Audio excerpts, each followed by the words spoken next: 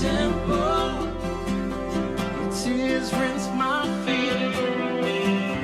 I walk out, I'm able to carry your peace.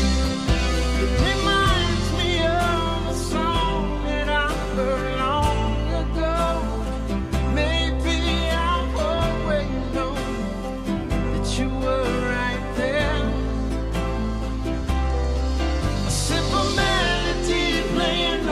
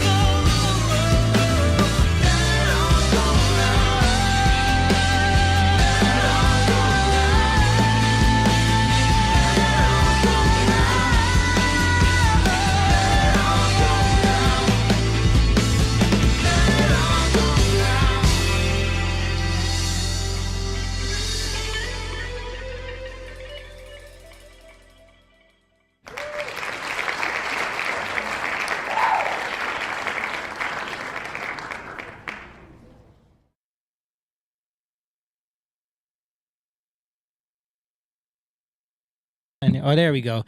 What's up, everybody? We are live. Shout out to the people in the chat right now. And yeah, we got started a little late, had some technical difficulties. We couldn't get the Facebook stream up, but we're up right now. So let's get into it. You guys are watching Young Lion TV. Let's go.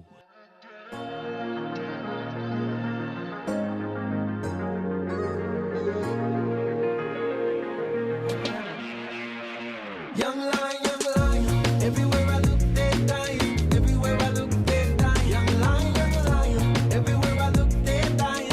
Everywhere I look, they're dying. Young lion, won't you get up and start fighting? Everywhere I look, they're hiding. Young lion.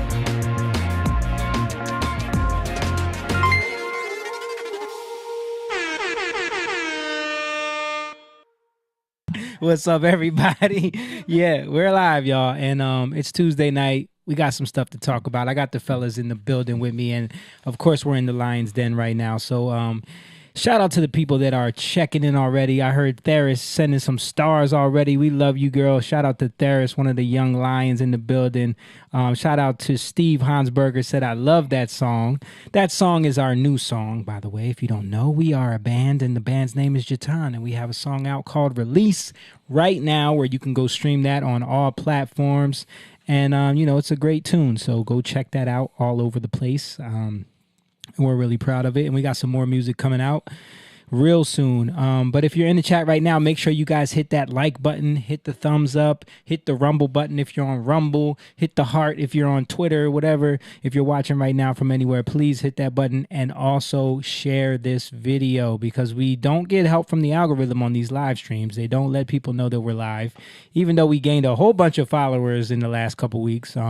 You know, we don't know how those people are being notified of our live streams. So, you know, make sure you guys share this video so that it gets picked up in the algorithm and then it can get shared around and people will know that we're live.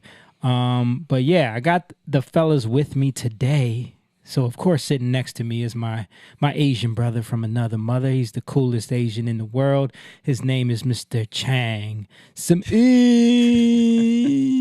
They gonna think my first name is Chang. That's how you say it in Khmer, by the way. Yeah, we call him Moon. Everybody knows him as Moon.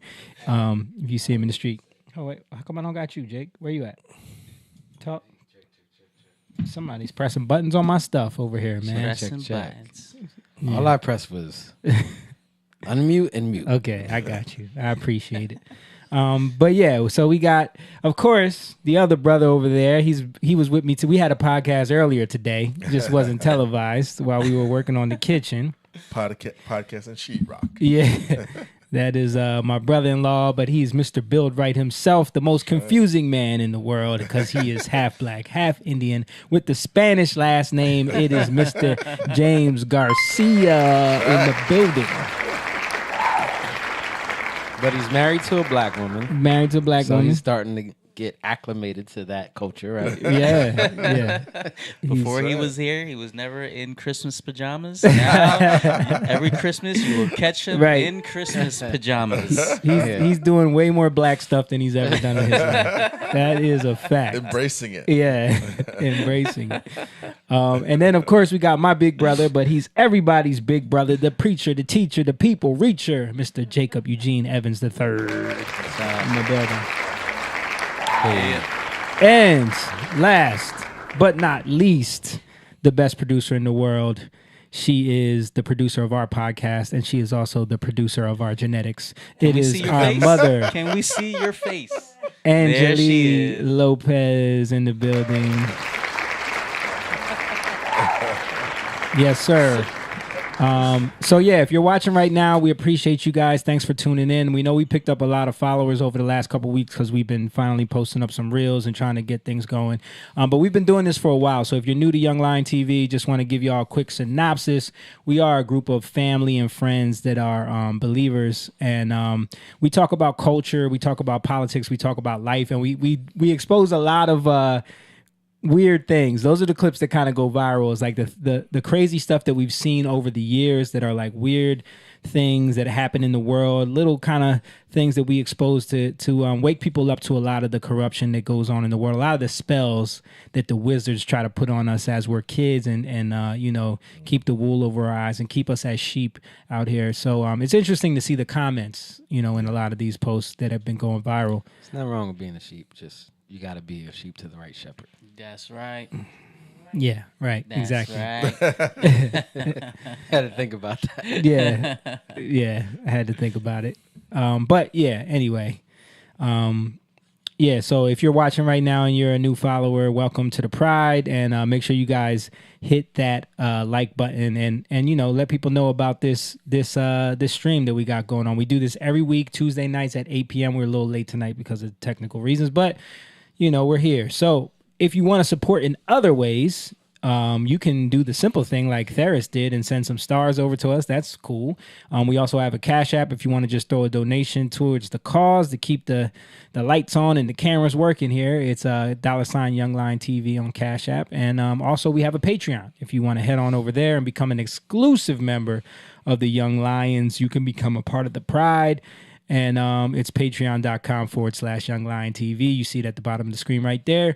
You can head on over there and become a member. Also in the description is a link to our merch store where you can cop the Young Lion t-shirt or the hat or the mug or the other hat over here. And we got all kind of stuff on there, book bags, all kinds of stuff. So yeah, Mom, why can't I hear you? I said There we that go. is a cool hat that Simone has on. Yes, it is. Like it. Yes, it is. I want a dad hat. I put one together for you. Oh, you did? Yeah, I just got to order it. Nice. So the dad hats come in all different colors too. There's I love dad hats. there's all different colors, and there's a fatigue one on that one too. So Okay. just let me know what color you want, and I'll get it for you. Dad hats Black. fit my Asian head a little better. Yeah. But yeah, man, thank you guys for tuning in, man. The love on Instagram and Facebook has been crazy over the last couple of weeks. We gained thousands of followers. man. We went viral on 3 videos Yeah. in 2 weeks. Crazy. We couldn't get videos to hit 1,000, Right. let alone 2 million. Yeah, man. Yeah. So this is new for us. Yeah. Jeffrey said, "Young lions have no fear." Jessica said, "Amen." Yeah, but if you're in the chat, man, drop a comment in, say hello, chime in, let us know if you want to join in on the conversation. Other than that, yeah, man, there's a lot going on besides the following. I mean, how you guys feel about, what do you guys think is happening with like the fact that we're getting all this traction all of a sudden? Anybody? Well, I'm grateful. Yeah, I mean, it's a lot, like, because now people are going to be watching you. Yeah. Like, people are going to be critiquing. Oh, People are absolutely. gonna be, trying to pick you apart. So, like, I don't They necessarily like it, Mm-hmm. but yeah, they already are. You can see with the comments, and Yeah. there's always people. But I believe, like, we don't know all that we're doing, Yeah. but we do believe we're doing this for a purpose. So as we go, we make mistakes, we learn from it, we humble ourselves, we continue. Yeah. I think that's key. Yeah. I just want to say, like, this is how we feel about things that's going on. Our take from our beliefs in Christ. Yeah. And we'll respect your take. So all the stuff that's going on in the comments, Yeah. chill a little bit. I mean, you you're can't never really gonna stop get that. people to chill. People are gonna wild out in the comments. It's what people do. It's their moment to have a voice in something. Me and James were talking about that earlier about how, like, the fact that a lot of people in our generation and younger have kind of detached themselves from like corporate news. You see what's happening with CNN, with Fox, with all these companies. They're more into watching Breaking Points, watching Tim Pool, watching their favorite YouTuber or a podcast because they can interact. There's the comments. They can get involved. They can give their 2 cents, and then they can have a debate in the comments with other people. So I think that opens up that lane for people to discuss things. And I've seen in the comments where people are arguing, and then it gets to a resolution. You know what I mean? Yeah, I've seen it worked out. And I think it's like, people's attitude or maybe lack of vision gets exposed too. Yeah. I agree. Maybe they come in with a certain agenda, or they come in with a certain venom. Yeah. And they learn a lesson from it too. Because sometimes things can sort itself out even in that environment too. Yeah. Maybe not in a traditional sense, but maybe the back and forth between two people, sometimes it may change their mind. We don't know how it might affect them. Yeah. I think it's good that that we are tackling these issues, because we're part of this culture. So, like someone said, we have a take on it, and we just want to bring conversation. We have our belief system. We wouldn't force it on anybody, but we believe that what we're doing is right, and we want to introduce it to the world. Yeah, what I meant by chill is like, you see some of it, it's like disrespectful. Yeah. You know what I'm saying? Like, Yeah. I love the fact that there's a way for dialogue, because I feel that's what's missing. People don't want to have a conversation. You're on the right. Yeah. You talk to somebody on the left, it's Yeah. like bang.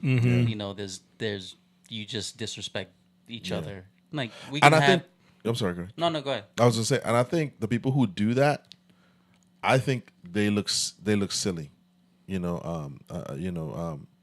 because you could go on there and you could see, the people who put out a certain things or try to tear certain things down, that they're arguing semantics. They're not really doing anything other than complaining. You know what I mean? Yeah. I mean, we are called the Young Lion Podcast, and you think about Psalms 34. It speaks about taste and see that the Lord is good. It talks about the young lions suffer lack, suffer hunger, and it speaks about, let me teach you the fear of the Lord. So I think the fear of the Lord is key for us, and it's even key in terms of how we engage with people. So, like, even dealing with people that can be frustrating, that can be obnoxious. And then sometimes you can be obnoxious. Sometimes you can be, because even that, like, it's not I don't think it's about being right, so to speak. Yeah. But, like, there's a difference between living righteously, right, which is kind of impossible, or living in righteousness, which is by faith. So I think in our confrontation, in the things that we're like, oh, this is annoying, this thing, it teaches us to humble ourselves. Yeah. Because we don't.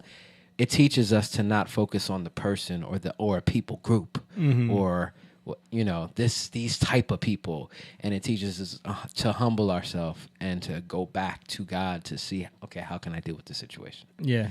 So I think this is what it's about. We're learning. Yeah. That's what I was trying to say like earlier. We're learning how to do this. We're gonna, we might say some things that we might regret, but that's what we do as people. We say things sometimes and we make mistakes and we correct. Right. And I think one of the things about it is we're all interested in truth here. Right. That's one of the hashtags I always put in our posts, because we're interested in truth. It's not about a team. It's not about what side we're on. It's not about what race we're in. Like, you can see we're all mixed up culturally on this podcast. We connect on a level because we've all grown up and seen things and been exposed to the world in a way where it's like we've learned valuable lessons that we want to then help the next generation be able to learn easier than we had to learn, rather than the hard way. And we see a lot of the pitfalls, a lot of the spells that we were under as young kids that we want to break over young people and change the next generation so that we can change culture completely. So a lot of the things that are just like the videos that we're posting up about, the dead peasants thing, or the thing in Africa with the Chinese thing. It's like we want to get to a point where the culture is so different that none of those things are a problem anymore. And that only happens, if we speak about truth, we expose certain things, we wake people up to certain things, we learn how to catch prey in that way. I mean, you're always going to have trouble. Right? Yeah.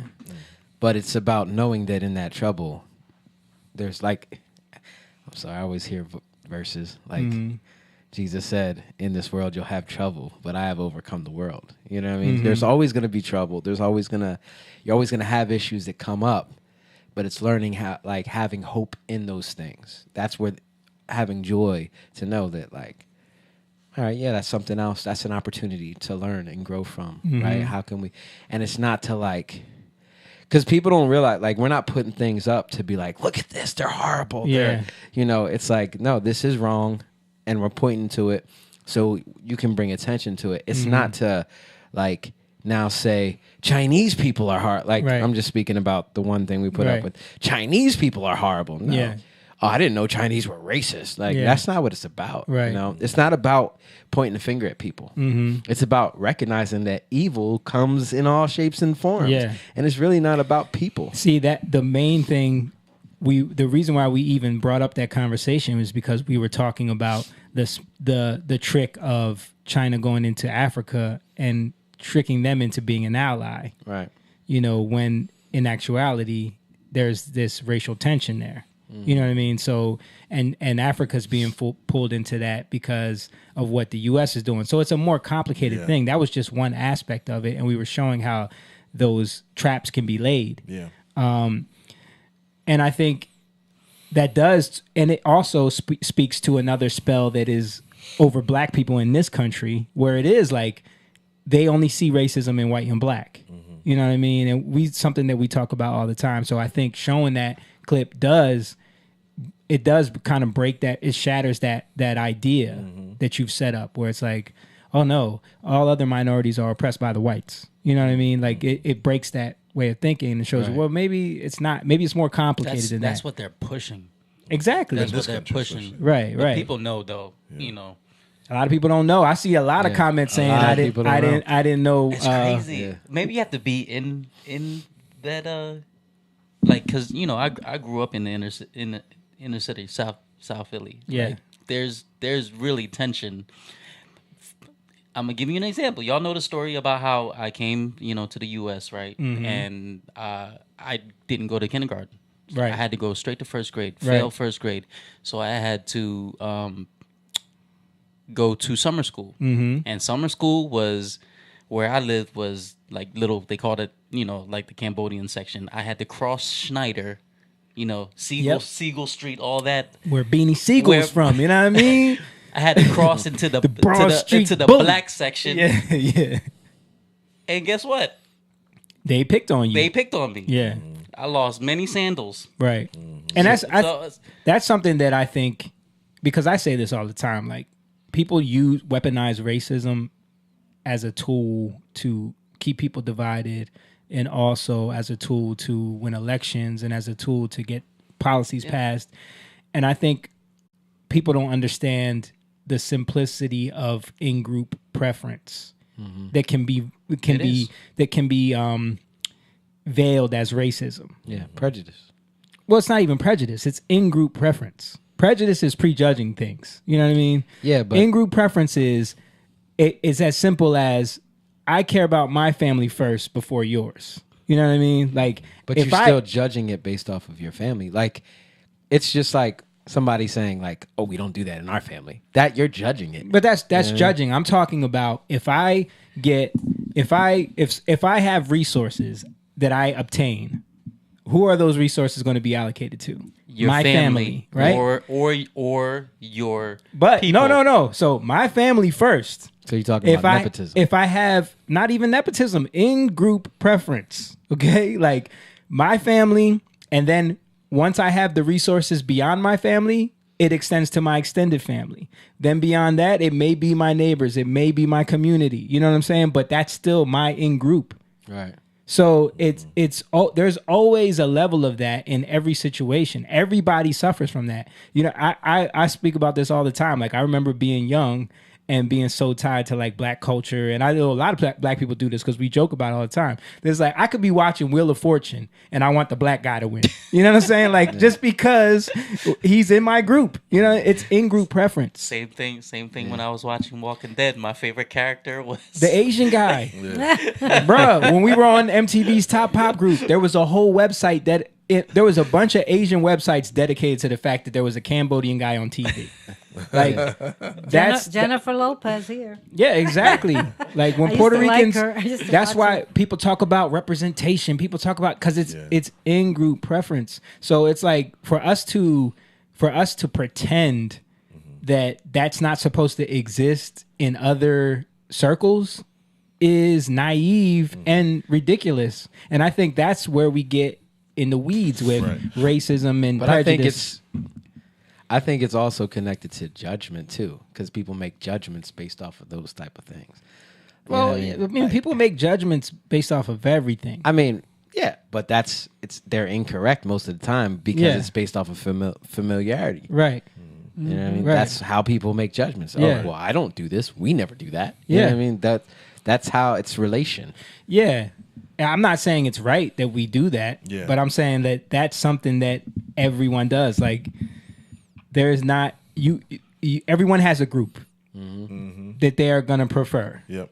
And it's amongst whites too. Yeah, that's what I'm saying. So like you expect Germans and if you go to Europe, they don't all get along. They don't all see eye to eye. Right. I think part of it too is the reason it's heightened, and I think you're right. There is in group preference. First, it was language. You could only communicate with people who spoke the same thing. Yeah. So in the old world, that the language is what bonds you. You know what I mean? But now, here in this time, it was through movies. Yeah. And I think for minorities, all minorities, there was a lack of representation in movies. Right. So once the era of the blaxploitation, Bruce Lee, certain movies started coming out portraying certain ethnic groups, people felt represented, and it just morphed into that.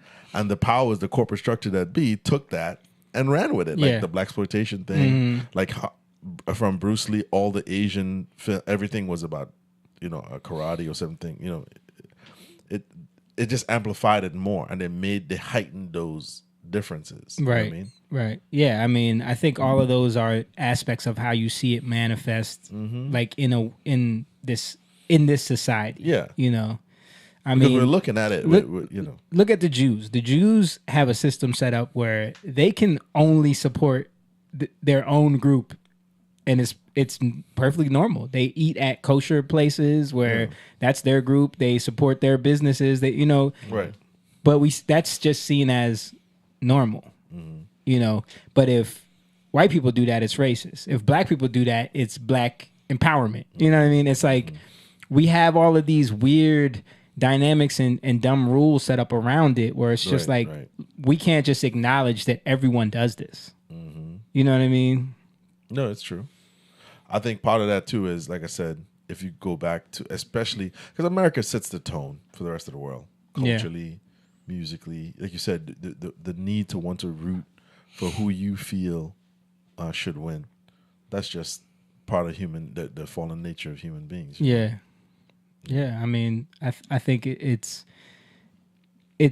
important for us to talk about those things in a different way and kind of. Yeah. And part of it too is, I mean, for the people who are just tuning in to see us and get to know us, we've talked at length in the past episodes about our awakening to and coming to these realization that those things are just roadblocks, that if you focus on that, you could never get around them. Yeah. You know what I mean, you'll just stay there. So we've all experienced those things too, the cultural lack of feeling represented, the love for certain type of music, the love for certain type of behavior. We've all experienced that. So for the people who are just seeing us now, we're talking about our journey and how we have come to the realization that those things are roadblocks. Yeah. And it could be mental, but it could trap you forever if you keep focusing on it. And we want to look past that. We want to look past. So yeah, we can have the conversation about race, economics, culture, all the stuff like that, but we have to look beyond and not just stop there. Right, because it all leads to, at the end of the day, if there's not a belief in God, you know what I mean? If there's Yeah. not that foundation, Then that conversation and your feeling right, becomes your God. That becomes your God. That Yeah. becomes your whole identity. And then everything you do is seen based through on that. that lens, you know, and then that just becomes a stumbling block for you. So how do y'all feel like this is? I don't know if this is off topic, but like James mentioned not feeling represented in like movies or whatever like that. It was like, you know, for Bruce Lee, I remember the Bruce Lee movie where it was a white guy that played the Asian guy, you know, with the tape. Are you talking about Mickey Rooney and like something at Tiffany's? Yeah, No, that's not yeah, Bruce Lee. Yeah, that's Mickey, yeah. Bruce Lee saw that and he was Yeah. like, he didn't like it. But anyways, today, the world that we live in today, I feel like it's like kind of like pushed a little bit, like where a character isn't like Ariel for Disney. You understand what I'm saying? Like I think that it's an overcorrection. It's overreaching. It's an overcorrection. Or sorry to cut you off, but like it's in my brain. They completely changed a fictional group of race Yeah. in Black Panther to be like Mexican. Yeah. You know what I'm saying? Yep. Like Right. it's like overcompensation because they feel like they've done something wrong. Now they gotta. Well, that's the problem is like when you start to just feed into that narrative, you're gonna overcorrect. You're gonna make decisions. You're gonna make judgments based off of that are just gonna make the problem worse. Yeah, and in my estimation, I don't think any minorities ask for those characters to be that. Yeah. I think it's a certain part of certain white liberals who are I trying to be think woke. I think there are. You know, some. Well, but I mean, not as much. I think it's more It's the bourgeoisie, yeah, blacks, the I don't think educated anybody. blacks. I don't think anybody was signing an Ariel petition. Yeah. Like we need this to be. I think certain people were like, let's do this to get some clout. You know what I mean? Sometimes people they have their own agendas too. Yeah. You know? I think it's people that want to push the woke narrative, of course. Yeah, it's about identity. Yeah, I don't think a group of Mexicans were like indigenous Mexicans were like, we need representation in Marvel, guys.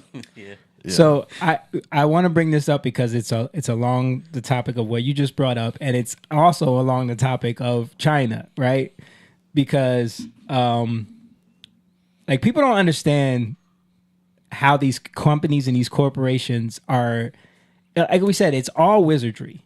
They play words. They play games with words, with language, with trying to virtue signal to you about feeding into these narratives so that it'll placate the audience here. They think it's going to make them money. It doesn't work out most of the time.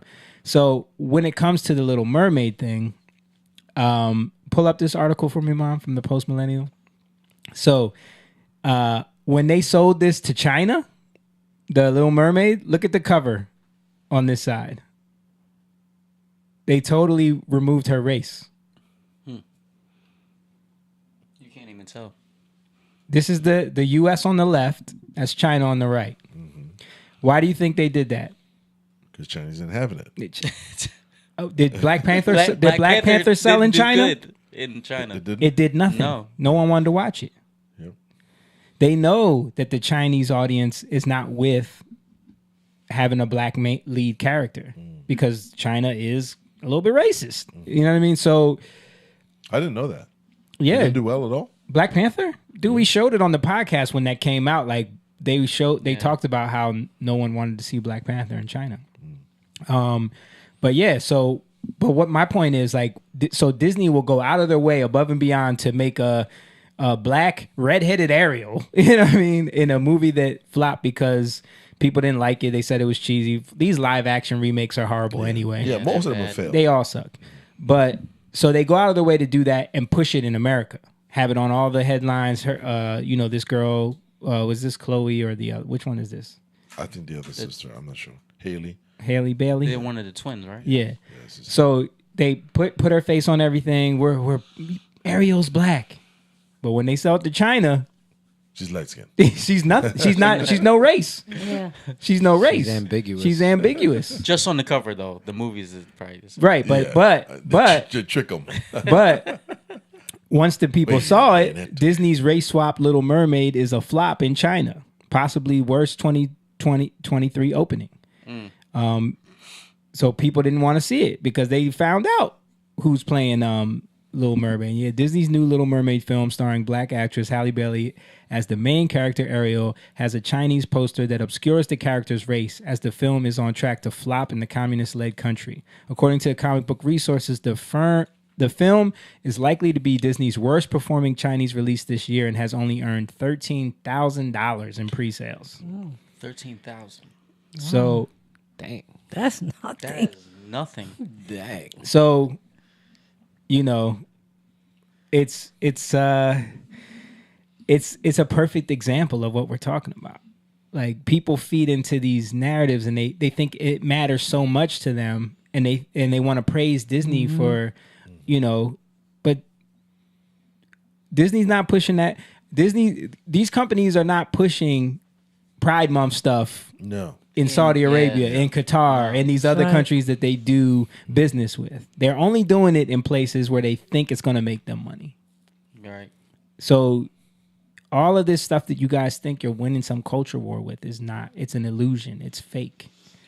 And I think that's why we point this stuff out a lot, is because we want to show people that stop being caught up in these issues, because they're all just fake narratives. And the companies that are trying to pretend that they care really don't care. Yeah, You know, they don't at all. they don't. Yeah. But yeah, I thought that was funny. Did you guys hear about Bill Gates and Jeffrey Epstein? I did hear about that. You hear about that, Jake? No. So That's crazy. apparently it came out. Here's an article from the Wall Street Journal right here. Apparently it came out that Jeffrey Epstein appeared to threaten Bill Gates over a Microsoft co-founder's affair with a Russian bridge player. So apparently Jeffrey Epstein was blackmailing Bill Gates over, he was having an affair with some young girl who was a bridge player from Russia. And Jeffrey Epstein had some dirt on him. That's what Jeffrey's been doing. That's what he's Right? been known to do. That's what he does. Yeah. You said that's what he's been doing. Well, like he he's did. Still doing it. He did. He did. He did. But So you Is he think- dead? Oh, he did. He did. when I saw that, though, it reminded me of, where is it? It reminded me of this interview right here. So remember when Bill Gates did this interview? Billy. It was reported that you continue to meet with him over several years, Look at his face. and that, in other words, a number of meetings. What did you do when you found out about his background? Well,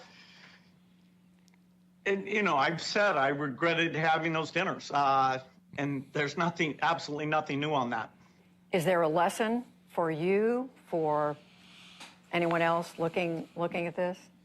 Well, he's dead, so, you know, in general, you always have to be careful. Isn't that a weird response? Yeah. It's Well, he's it's- dead, so It's cryptic.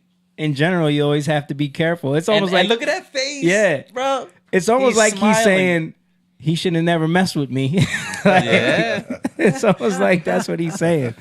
Like, well, she said, "Is there a lesson to be learned?" Well, he's dead, so And then with a smile. Yeah.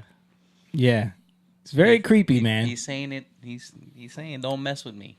Chelsea Clinton. Chelsea Clinton is working with him, and you know. So you know about that story? Were you gonna read it? What?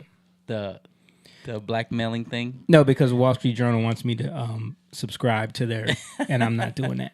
But I know the gist of the story. The gist of the story is he was seeing some Russian bridge player, and then it turned out that Jeffrey Epstein was in touch with her and funded some things she was trying to do, funded her going to like software school or something like that, and then just Wanted to be reimbursed. but he like randomly hit up Bill Gates and was like, "Hey, emailed him. remember that girl you dated?"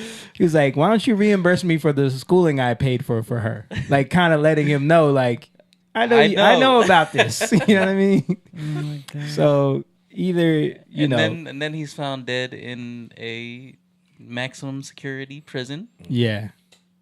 Yeah, nothing to see here. All the cameras All the cameras went out. Went out at the same time. The security guards fell asleep. Fell asleep. Yep. Yep. A lot of stuff going on. Yeah. Yeah. You know? They removed his cellmate. Didn't they remove his cellmate Yeah, like his right before cellmate that? got removed.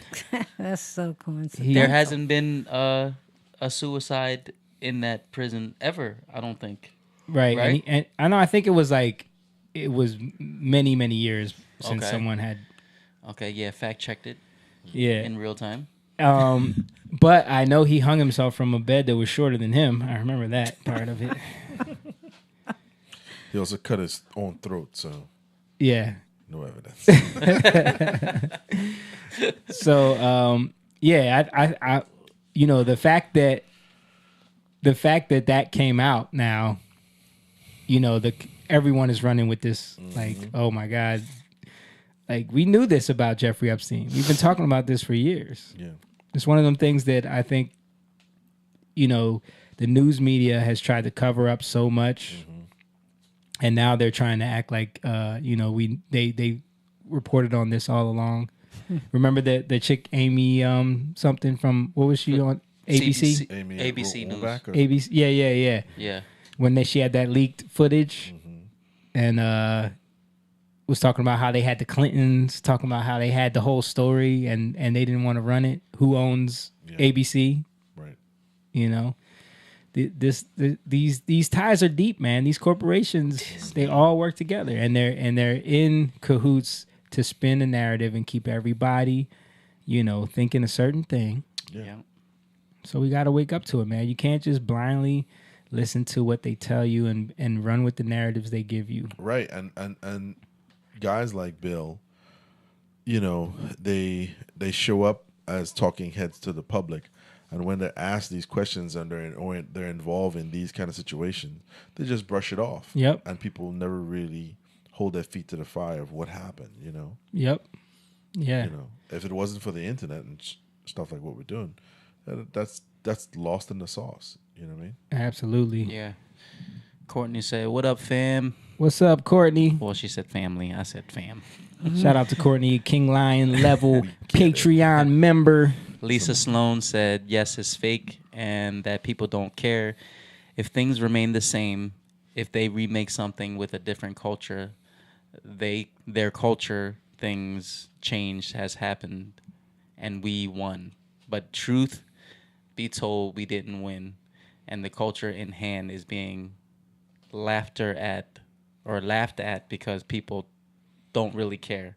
Why can't change be good all the way around? It's sad.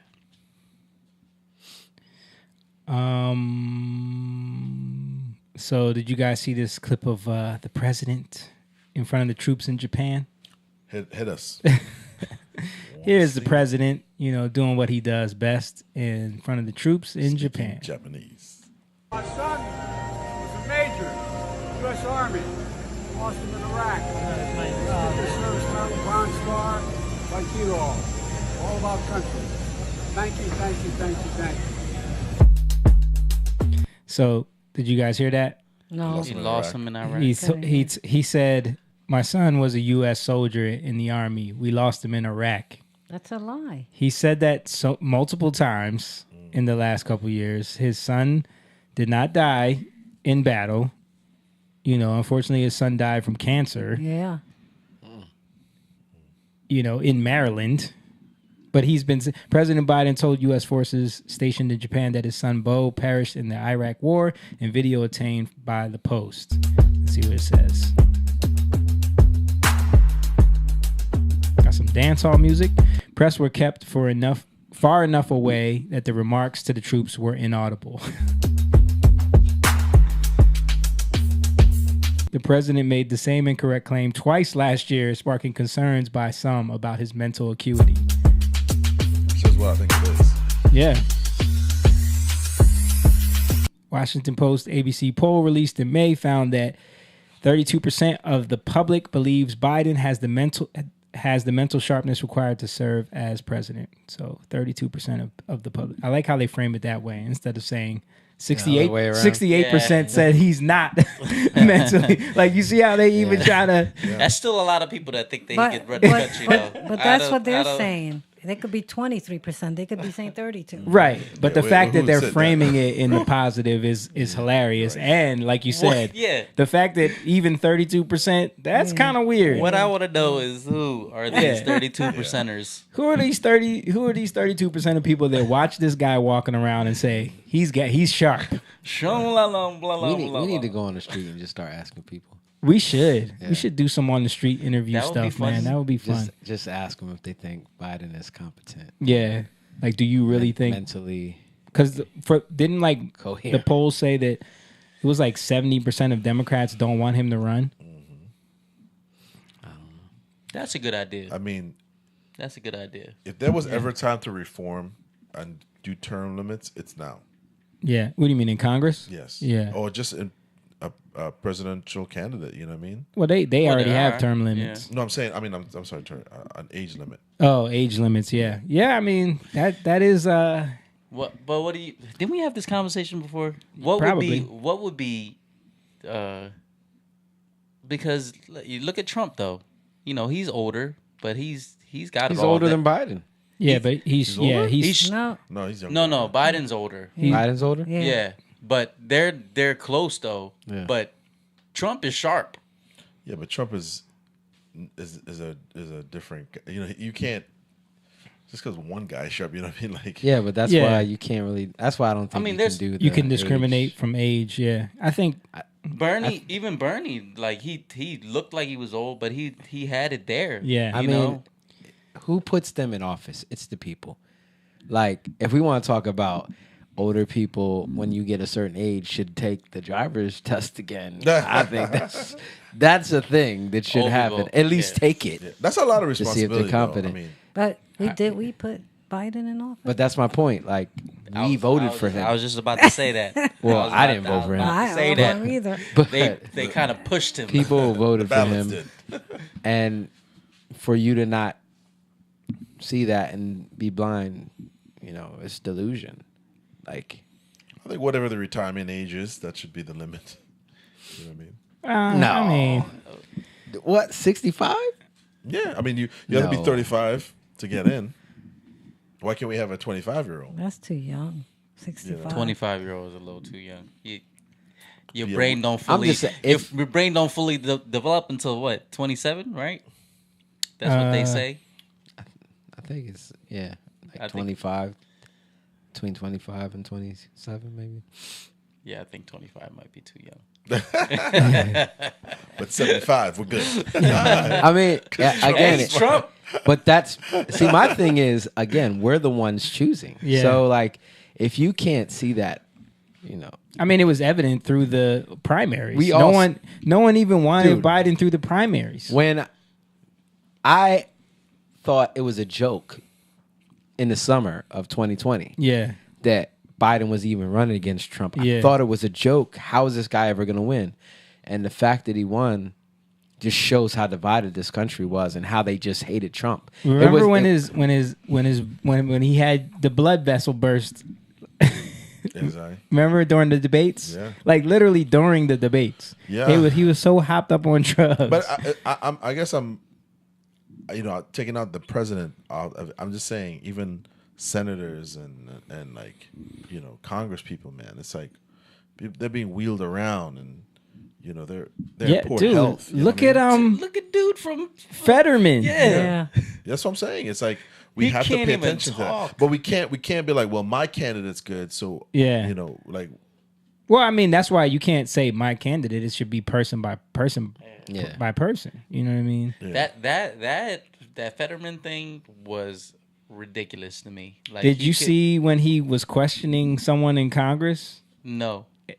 Just recently, they had him on something where he was questioning somebody, and it was about the bank bailouts for you know, with these banks collapsing. He's trying to question one of these CEOs, and the guy is just like silent the whole time because he couldn't understand what he was saying.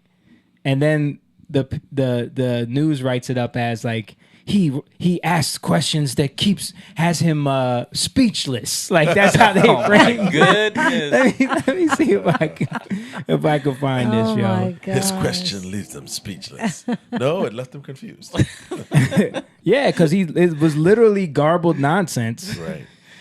I don't understand man, he didn't understand them. You know how I am when I'm like, But why is it that, think about it, this administration, everyone in the administration gobbles. They don't know what they're saying. None of them. I mean, because you lie so much. Yeah. Like, I think that's, to be honest with you, I think what's happening to Biden is actually like showing in your face what happens when you lie so much that you start to say things that you don't even know what you're saying anymore. Yeah, especially when like your brain is kind of like softening a little bit. Too. You just start making stuff up. Well, I mean, he's been doing this since the 70s. Yeah, that's true. Remember when he ran the first time? He made up all this stuff about his life. yeah, he was valedictorian, graduated top in his class. So, Mom, pull this up real quick. So here it is. This is from Newsweek too. John Fetterman's questions at Senate hearing leaves witness speechless. Okay, that's how they frame this article. Now let's see if they're honest about. I'm sure they tried to find the best clip to show, but let's see what he asked him. My colleagues actually heard that they went to go to Hawaii's after there was a crash of your bank, and I couldn't believe it. So I went up on the internet, and it's like, it did happen. It did happen. And that's in Fortune, the second biggest bank. And in fact, I've heard some of my colleagues actually, Yo, did they just cut that right there? Yeah. no matter how bad I behave, no matter how big. Oh wait, no, it started over. To put to everyone here on that. And it's an inside joke. No matter how incompetent or how greedy, the government will always bail you out when your bank crashes. I mean, everyone has to know that, right? Everyone has to realize that no matter how bad I behave, no matter how big my race is, my bonuses and everything, we will come in and bail it because we can't crash the economy, much the way SVB was argued that it was going to crash it. Do you believe that it's a running joke in the circles of banking that no matter how bad we behave, we're gonna be pulled, we're gonna be saved? Take it, anyone. Senator, I don't believe that's the case. I mean, I could understand it. Yeah, but it's kind of get his point. Very So hard, though. they took the He's not best a well part of man. it. Yeah, he's not. Because he went on for like 3 minutes. Right. Like you see, like they said it left him speechless, but he answered that. So that's not even the part they're talking about. Right. Like you said, they probably were like, let's edit this down to. In fact, I've heard some of my colleagues. Yeah, they edited that down. Lisa Sloan gave 200 stars. Thank you, Lisa. Thank you, Lisa. Oh, Yeah, but if someone like that can get elected too, you know what I mean? Yeah. Yeah, I was thinking about that when we were talking about it. Yeah. I mean, he didn't really have anybody to challenge him, though, right? I mean, somebody who could talk and read and have a conversation. Yeah, that was bad. Responsibility that Let's see. the head of a. See this real quick. Is it staggering? Is it a staggering responsibility that the head of a bank could literally crash our economy? It's astonishing. That's like if you have, and they also realize is that now they have a guaranteed way to be saved by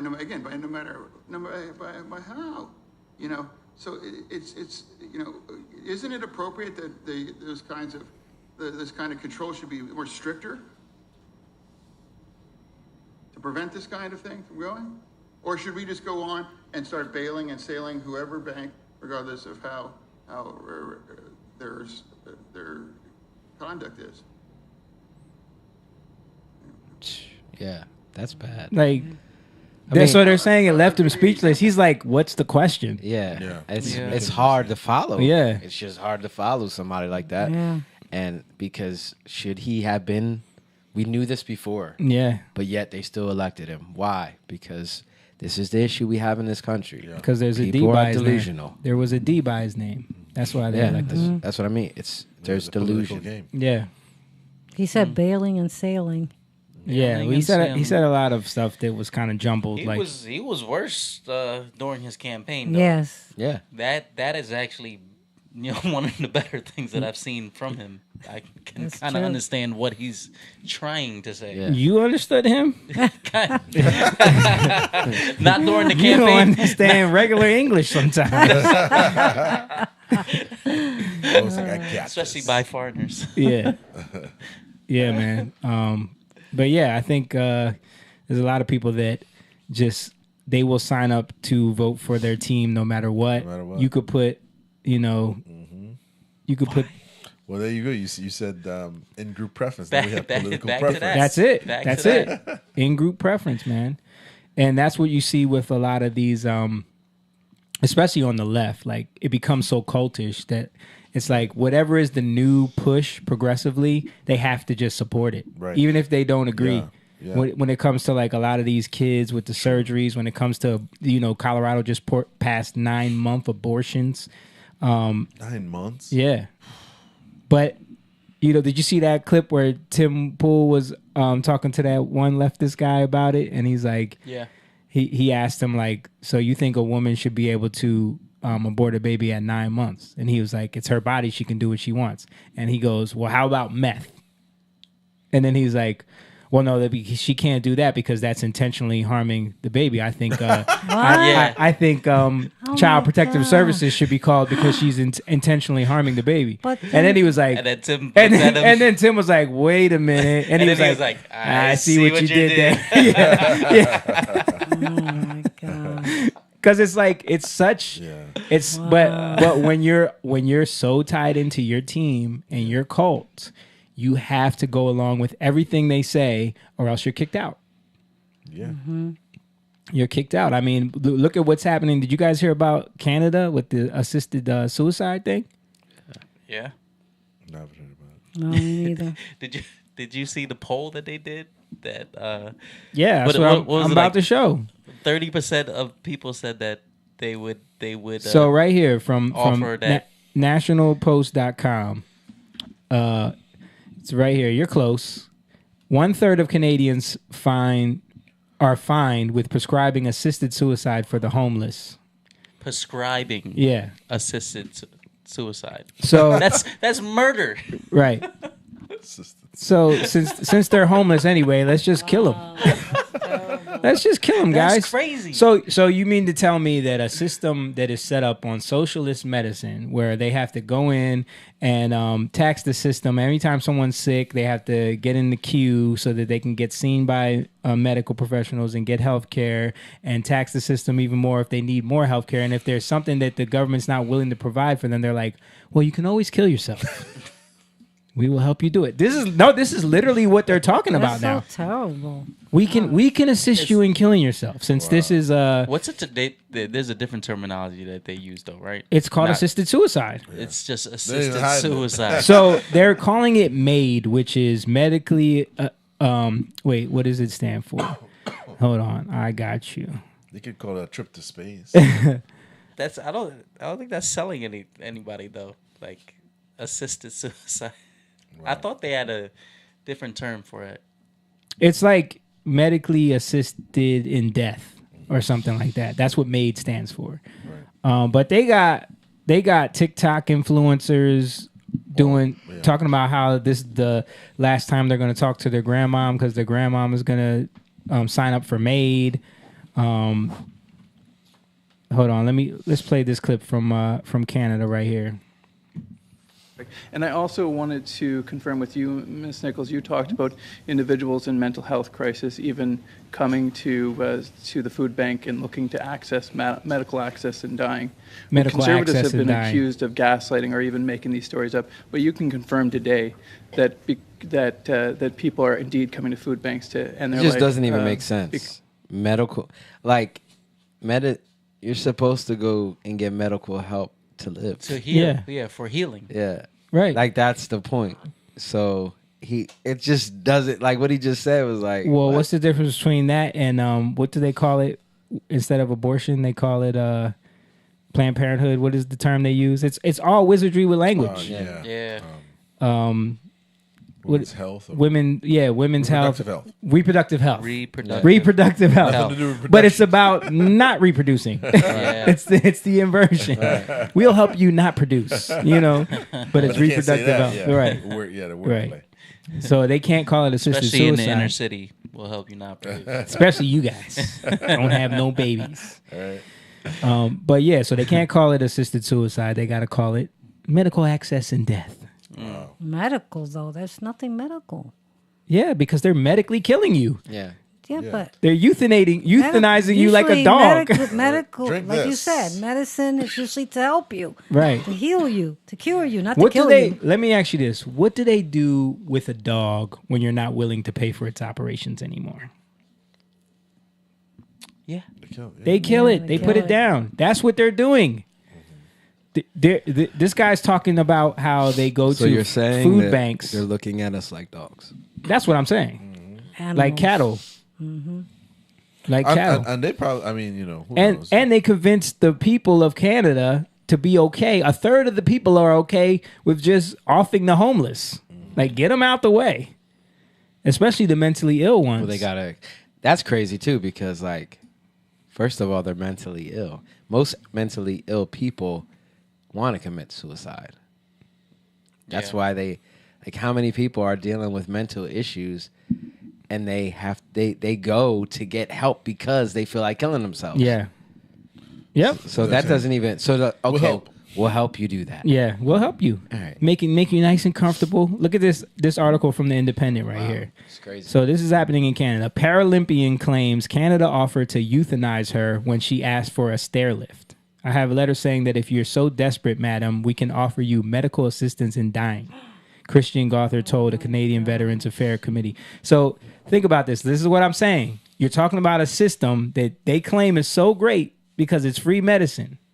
But especially when they're going to prioritize people, right? When you become a certain age, you become elderly, or if you have a chronic illness that is a tax on the system, they're going to try to convince you to kill yourself because then that eliminates you from the pool of people they got to take care of. What's crazy about that is That sounds like a conspiracy. If this is true, then years from now they'll use that and be like, "We have a safer, better society." Yeah. but they'll never say we helped kill mass amounts of people. What do you mean it sounds like a conspiracy theory? No, I agree with you. That's why they're doing it.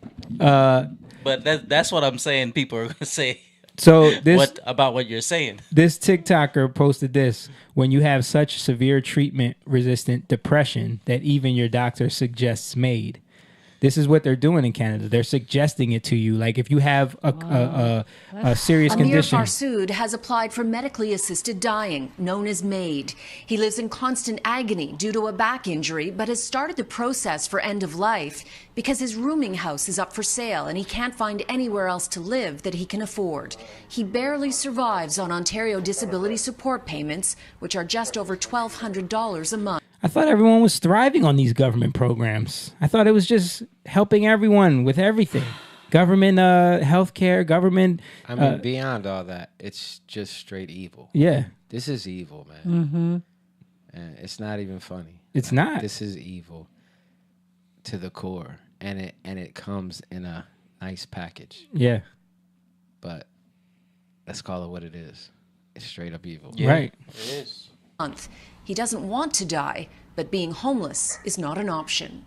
I know in my Homeless present in health America, condition, I would come on survive now. it anyway. No, this is Canada, Mom. Well, Canada, but Farsood still. meets the criteria for MAID, physical suffering due to disability that cannot be relieved.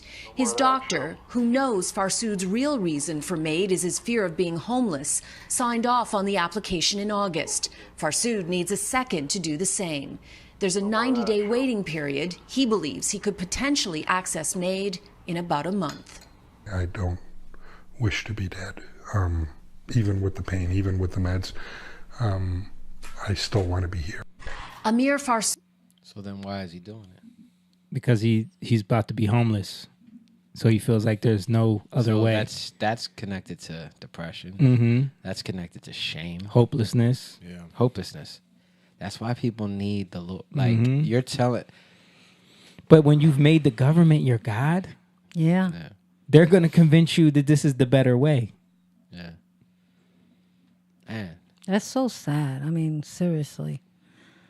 I just can't believe it. They're homeless. You can't help this man. Come on. Yeah. Choose life or death. Right. Choose life. Life.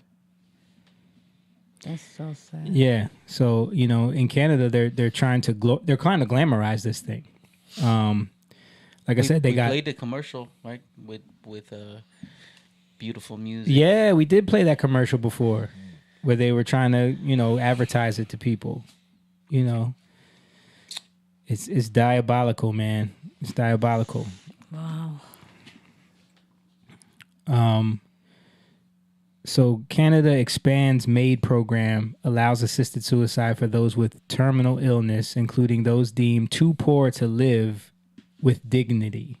That's one of the you know, stipulations. While most Canadians oppose this, a concerning 1/3 supports using assisted suicide to eliminate the homeless population.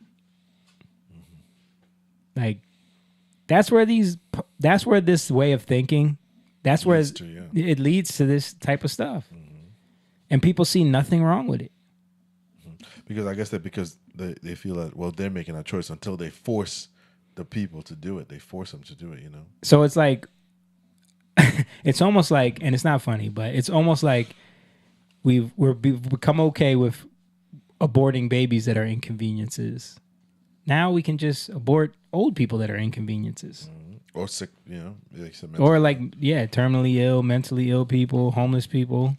Anybody who's in our way. It's disrespectful. It's dishonorable. It's a lack of fear. It's selfish. Mm-hmm. And it's so selfish. You know, you're only thinking about yourself. I don't want to care for you. You're a burden on me. Mm-hmm. All these things. Like, And the name that they sad. give it, MAID. Like made to die. You know? Yeah. MAID. That's crazy. Yeah. It's crazy. Something else that's crazy. I saw this about the spike protein. I have to show y'all this. This is some new info right here.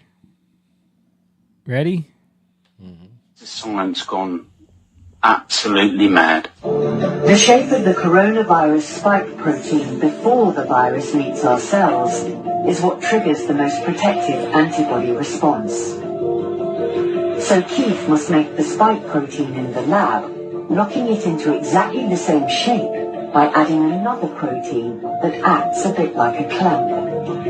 And that protein is a tiny fragment of HIV. Did you get that? What? Let me play that again. Tiny fragment. Protective antibody response. So Keith must make the spike protein in the lab, locking it into exactly the same shape by adding another protein that acts a bit like a clamp. And that protein is a tiny fragment of HIV. The reason we chose this protein is because it's so well understood. It's a highly stable structure. There is absolutely no risk from this type of vaccine. There's nothing that makes HIV replicate. Okay. We'll just take them for their word with that. Did you hear that? They about to make a zombie apocalypse. So it says HIV bioweapon cabal intel. Now, after 3 years, it's been discovered and admitted that the HIV protein strands were added into this coronavirus. Scientists are now putting this information out. Funny how they were doing this after the WHO has now officially said that this pandemic is over.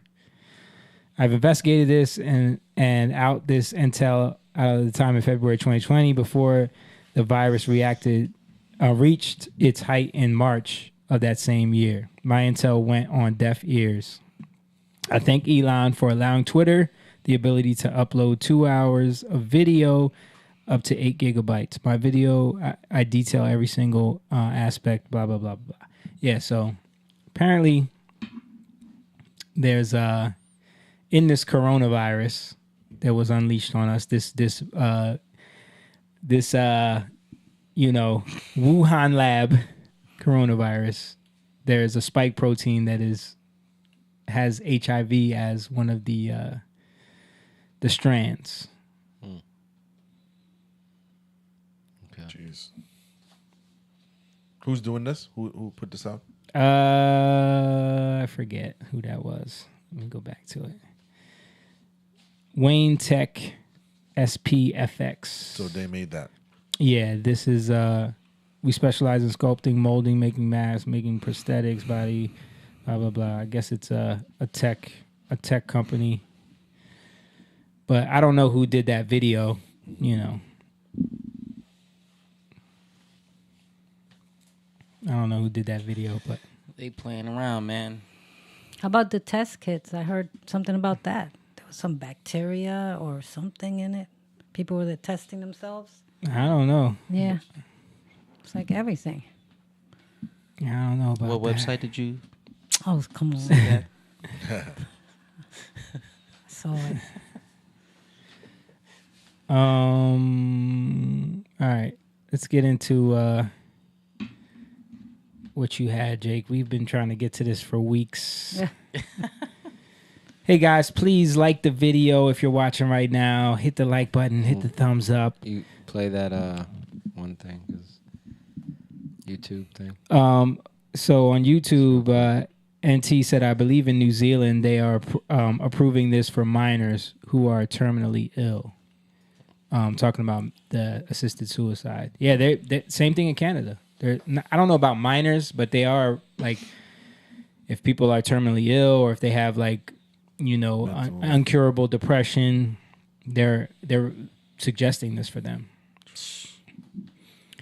As much as I'm not even gonna say the joke. That's too mean. All right, so we got Jake sent me this. Looks like Gad Sad on Joe Rogan. Something about engagement rings. Yeah.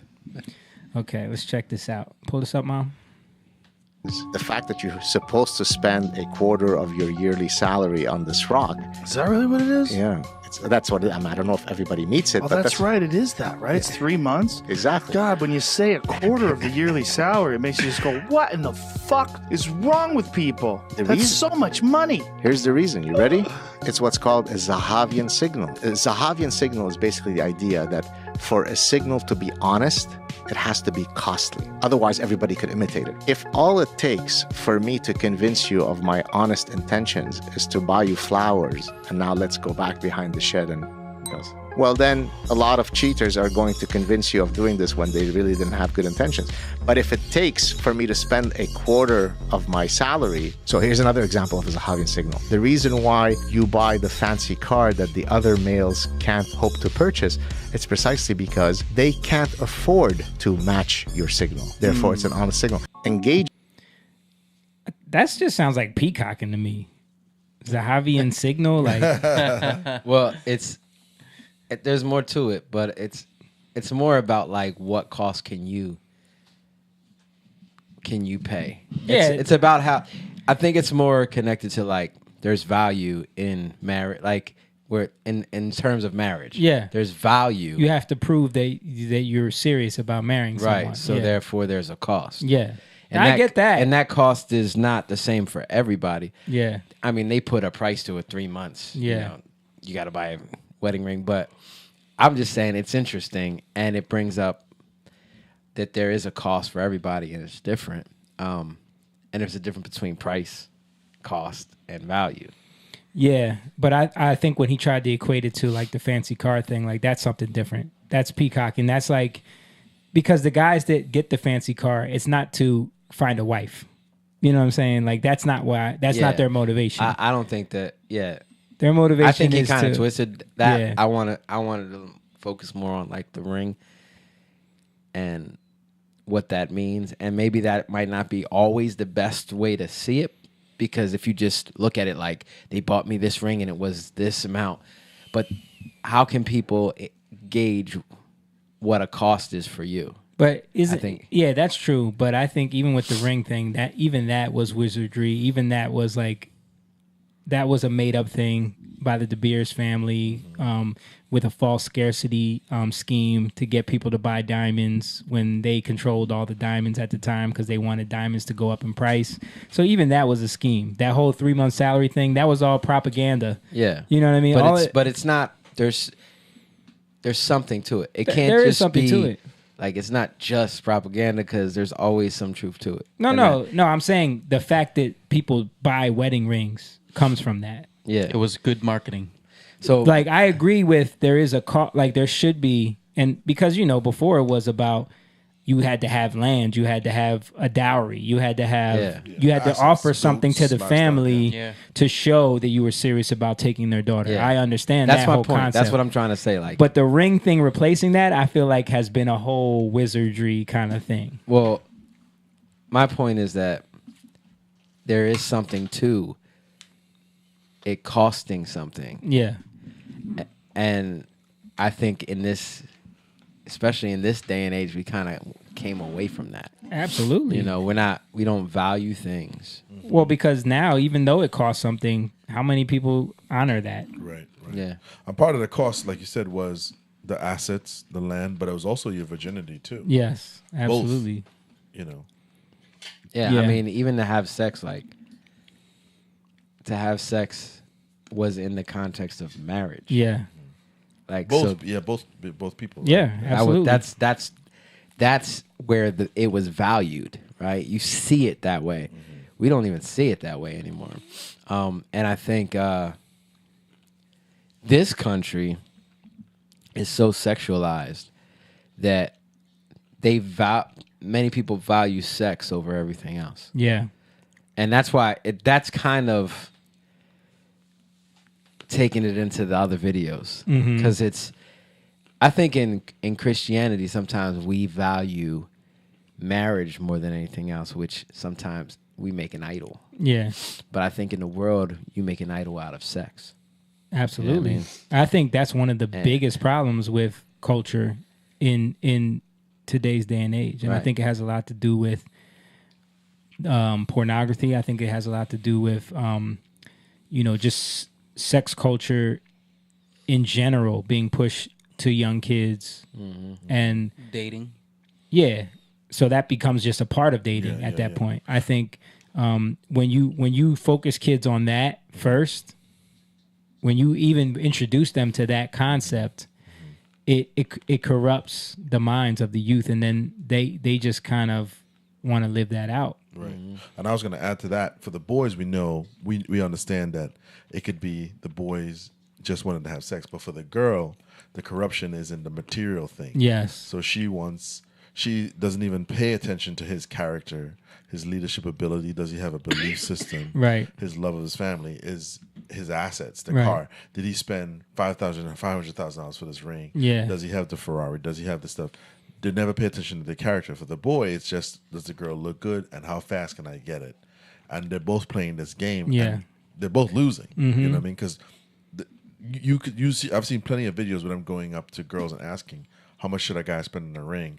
And they're naming this number, and it's like, do you even know how this works? Yeah. It's like an astronomical, like 200,000, 500,000. And going back to that, so a guy would spend that much on a ring because he values. It's not even about valuing her. I think now it's about valuing the idea of her, and then she also values something that isn't necessarily him, but the idea of him and the life she wants. Yeah. I think more so the life she wants.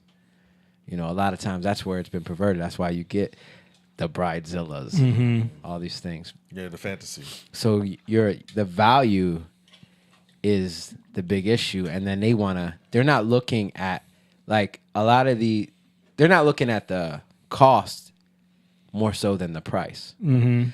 I think a lot of people want to see that price, right? But they're not measuring it first off versus cost, because I think cost is more important. Yeah. But what's really important is value. And that's where the wizard, excuse me, that's where the wizardry is. That's where the seduction is. Because it's what can I get you to value? Because whatever I can get you to value, I'm going to get you to pay that cost. Right. You know what I mean? I'm going to get you. That's where the sacrifice is. Yeah. Yeah. So let's get into these videos. Courtney said, "Y'all right on the target." Yeah, man. I think we really gotta change the way young men think, like what they prioritize. You know what I mean? Because from an early age, young men are motivated by sex. From an early age, like everything they do. We were talking about this earlier, like going to clubs, going to cruises, like wanting to have nice things is all to get girls. Yeah. But why? To have sex. Well, I was watching the documentary. I think it's called Hillsong Secrets or something like that on FX. And I was watching the second episode talking about Carl Lentz. And he said it in there. He was saying that he wanted to get married because he wanted to have sex. Like, it came out he was sexually abused, you know, and he was so concerned with that. You know, that's like because it goes with what you're saying. That was a drive for him. Yeah, and I think that's a lot of young people. That's a drive for most young people. Most young men, like their focus is on that. You know, isn't it encouraged though? Didn't Paul say if you burn with desire, you should get married? Right. Yeah, but I think we're making people burn with desire at an earlier age, and we're encouraging it. We praise it. We glorify it. Yeah, we make it into a almost like a competition amongst men, young men. You know what I mean? And that goes back to like, okay, so if you have that desire, I don't think we spend enough time like this is the price you have to pay, right? Yeah. You're gonna have to deal with these things, or this is the cost. You're gonna have to sacrifice these things, right? And that's a long list. Like when you really go into it, we don't deal with any of that. That's responsibility. We're not dealing with any of that. You know, well, most men don't understand the price until they have a daughter. Then they realize, oh, somebody wants to do to my daughter what I was doing. Yeah, yeah. That's when they understand the price, right? The cost. But they don't even understand it. They just understand it in terms of themselves. Oh, right. Yeah, somebody wants to get this. Yeah, they don't. They're not even looking at it. They're worried about them being victimized. Yeah, you know, because they know somebody's going to do it. You know? But that's why I'm saying we need to do a job of changing the entire way culture views all of that. Like, well, dating. You're never gonna be able to. Well, yeah, you're right. I'm just saying, like the nature of sin. Yeah, the nature of sin. Yeah, absolutely. But I'm saying if we can get to a place where young men, like, you see how culture shifted in the sense where like, remember when we were teenagers, everybody we knew smoked cigarettes. Yeah. Right. How come that doesn't exist anymore? Yeah. Because people. Because they didn't push it. Yeah.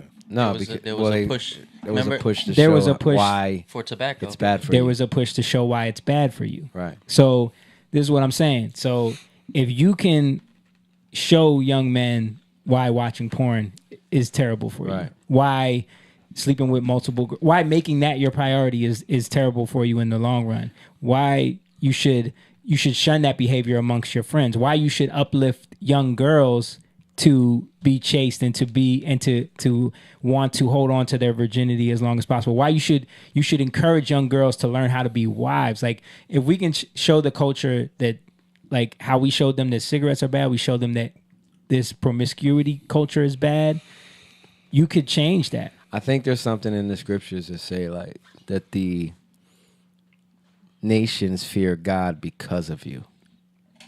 And I think that's what you're trying to say.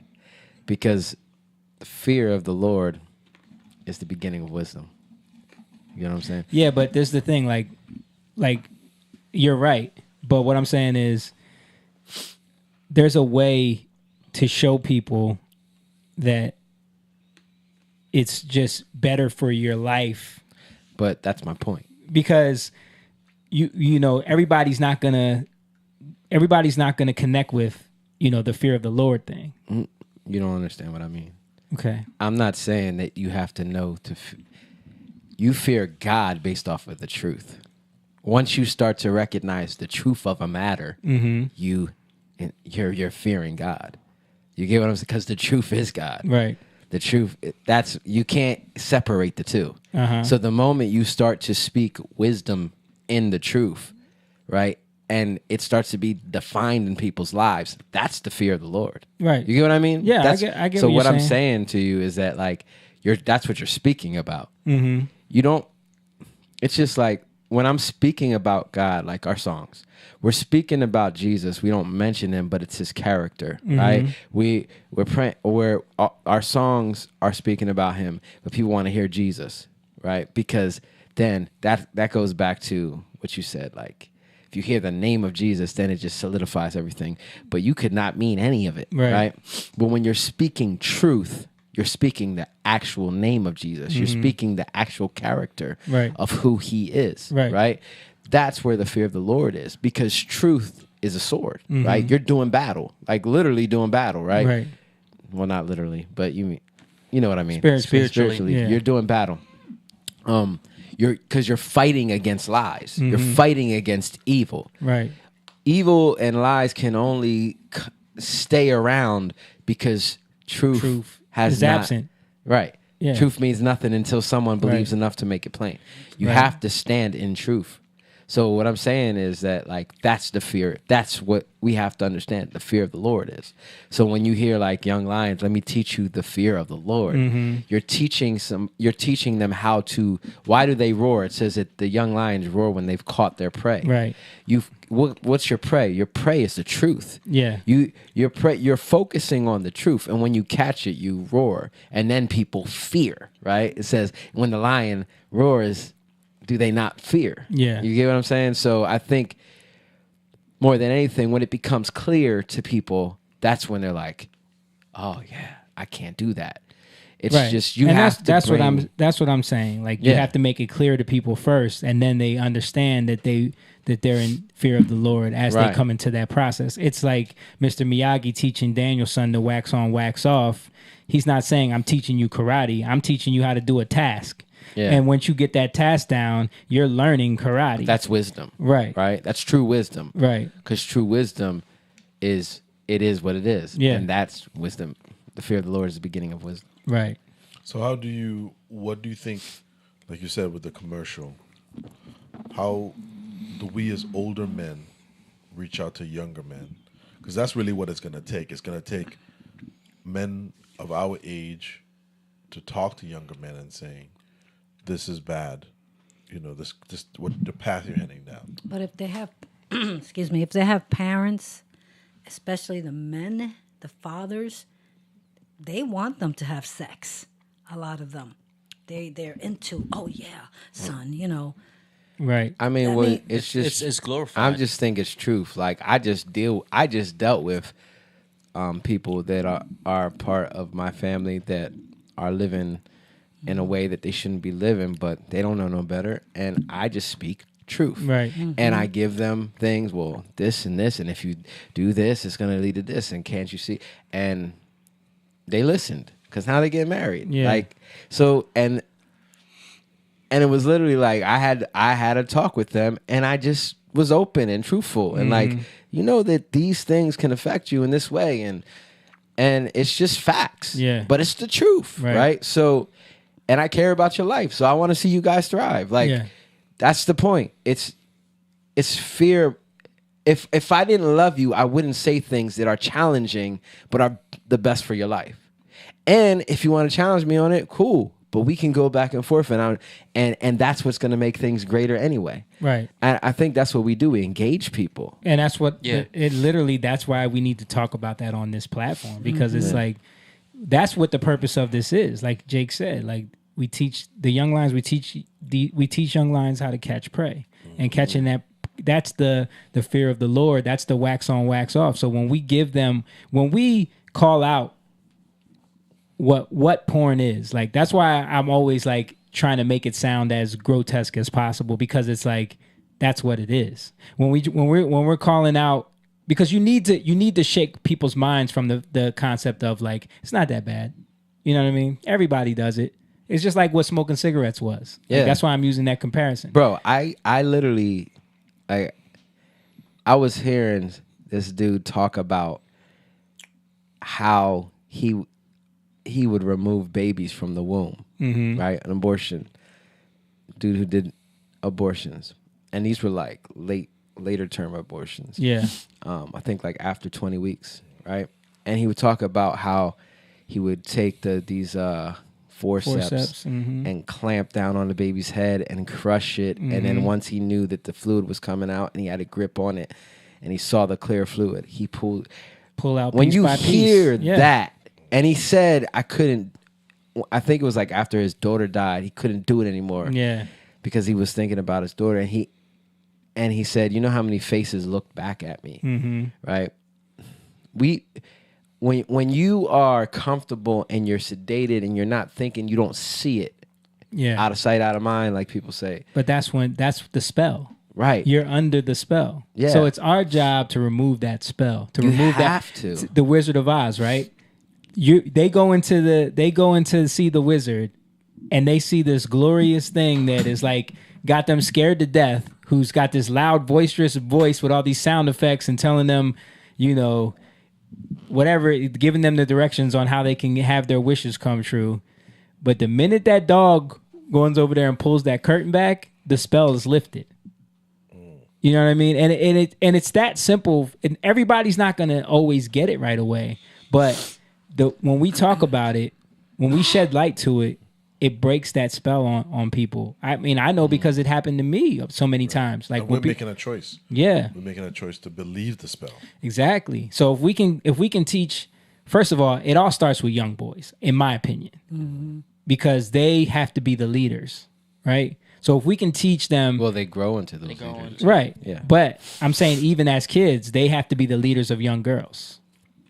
You know what I'm saying? Like, their fathers first, but I'm saying like young boys that are interacting with young girls, they should be keeping those young girls in line. It should be even watching out. That's what I'm saying. They should be watching. They should be keeping watch over their behavior and saying, "Hey, that's not what girls are supposed to do." But hey. you know yourself, Jamie, that video you showed about. No, you didn't show it. You were talking about it. How this young kids raped this girl in the class. Yeah. Because this is what they're learning from the young, from their parents, from their fathers. It's just so when that's what you were saying before. Like it's a culture thing where it's glorified because you're getting all the you getting all the girls, you getting notches on your belt. Yeah, but look how it's getting. But violent. we can wake people up from that. Yeah, it's definitely possible. The same thing happens, look how these colleges can totally turn people against a religion that they came up in their whole life. Yeah. Yeah, there has to be a culture. I mean, you're right. The cigarette is one, but then the health food craze. Yeah. People are waking up to the poisons in these foods, processed foods, so many things, sugars. Like, even though the propaganda is still out there, most people know what sugar is. Yeah, I see way more healthy food, alcohol, places, and that's been more proactive. I mean, there's been more of an effort to eat healthier, than when we were kids. Right. So we have to stop glorifying the behavior. Stop glorifying the attitude of like, when you're a teenager and you're getting those notches on your belt, like that behavior has to become the corny guy. Yeah. You know how like when young kids see somebody smoking cigarettes, it's almost like, ew. You know what I mean? That has to be the thought in your head when you see one of them dudes that's always looking at girl. Damn. It has to be, because I used to feel like that when I would see guys doing that. It was an ill feeling, like, dude, stop. You know what I mean? Stop oogling. But when you don't have any barrier, you fall right into it. And it's funny because, like, you see it with different eyes. Yeah. You know what I mean? The moment somebody says, yo, look at that. She got a fat ass. Yep. Like, excuse my language, but No. I'm just talking how somebody would talk, Right. and then the moment you're like, you look with in the way that they said it, sounds like the serpent talking to Eve, right? Yeah. You look in the way that they said Yep. it. Now you see it the way that they meant it. But You know what, what I mean? what if you were to be like, nah, dude, like, and not in the corny way where it's like, you know, the Gillette commercial where the guy was like, you know what I'm saying? We don't do yeah, that. right. Yeah. But you're just like, nah, dude, No. like, I don't. Yeah, I'm good. Yeah, Stop. I'm good. Yeah, like, why are you doing that? Yeah. You know, I think there needs to be a change in culture that way. The funny thing is, like, I was really feeling something about this the other day, and I started writing like a list for young men. Let me see if it makes sense. I don't even know if this makes sense. So there was like a list of 9 different things that I had so far. You want me to pull it up? No, I'll just read it. So number 1 was stop watching porn. It warps your brain. It warps how you see women. It distorts sex and relationships and does damage psychologically. Unfollow or mute any thirst traps you see on social media. Because you have to train yourself, discipline. Like we have to get to a point where like we teach young men that discipline is important. In the gym, it's important for your grind. You got to be on your grind every day. Yeah. What about discipline with your penis? Discipline with your eyes. Discipline with your eyes. Yeah. Like that's more important. Yeah. Yeah. You and I talk about that all the time. You know, when I go places and I see women dressed a certain way, I go the opposite way. I Right. try not to, you know. Yeah, 'Cause it's we were also it's a mental exercise for me. It is. It is. Instagram. Dude, That's what I'm there's saying. the thing. Not interested. Not I interested. do it all the damn Yeah. time. I do it. I unfollow. It's in the feed. It's in the feed. Well, so not I'll even go on follow. there. Like, if anything comes up, Oh, that yeah, is yeah, just yeah. like, I know for me, if it's gonna be any type of temptation, I'll not interested. Right. But you have to train yourself to see, like, I don't want to feed into that culture at all. Yeah. I don't even, because the only reason why the girls are posting that is because the dudes are reacting. The Bible they're says, like- flee from evil. Yeah. Yes, Any it does. part of Lead Yes, me it not does. into temptation. So number 2, find older positive mentors to hold yourself accountable to. If it's not your father, find someone that you can hold yourself accountable to. Yeah. You know what I'm saying? Because Think what? about that word, like accountable, Mhm. right? But it has to do with account, to take an account. Yeah. And that's why we need God. Like, Mhm. because the one who's going to account for our life better than anybody is God. Now, Right. we can all account for things that somebody might not, like you could account for things that I might not see. Yeah. Right? That's why we help each other. That's why iron sharpens iron. What does it say? The wounds of a friend, Right. right, are better than kisses of an enemy. Yeah. Right? All these things matter because they help us and strengthen us. Yeah, and they keep us in check. Right. Like, you think about all the decisions that you stopped yourself from making because you didn't want to disappoint your father. Oh yeah. You know what I'm saying? Or your mother. So That was huge. it's important to have someone in your life like that, that you don't want to let down, that you know if they find out you're doing some messed up stuff, they're going to hold you accountable. Yeah. Or what happens if you do mess up? Then you can go to them and they're not going to be, what Yeah. the heck is wrong with you? But they're, But they're "All gonna right, get you let's- right back on track." Let's Right. work this out. Like, let's. Yeah, it's important. So number 3, be a leader amongst followers. So don't wear what everyone else wears. Don't care about listening to what everyone else listens to. Don't do what everyone else does just to fit in. Point out sheepish behavior and be confident in not being a follower.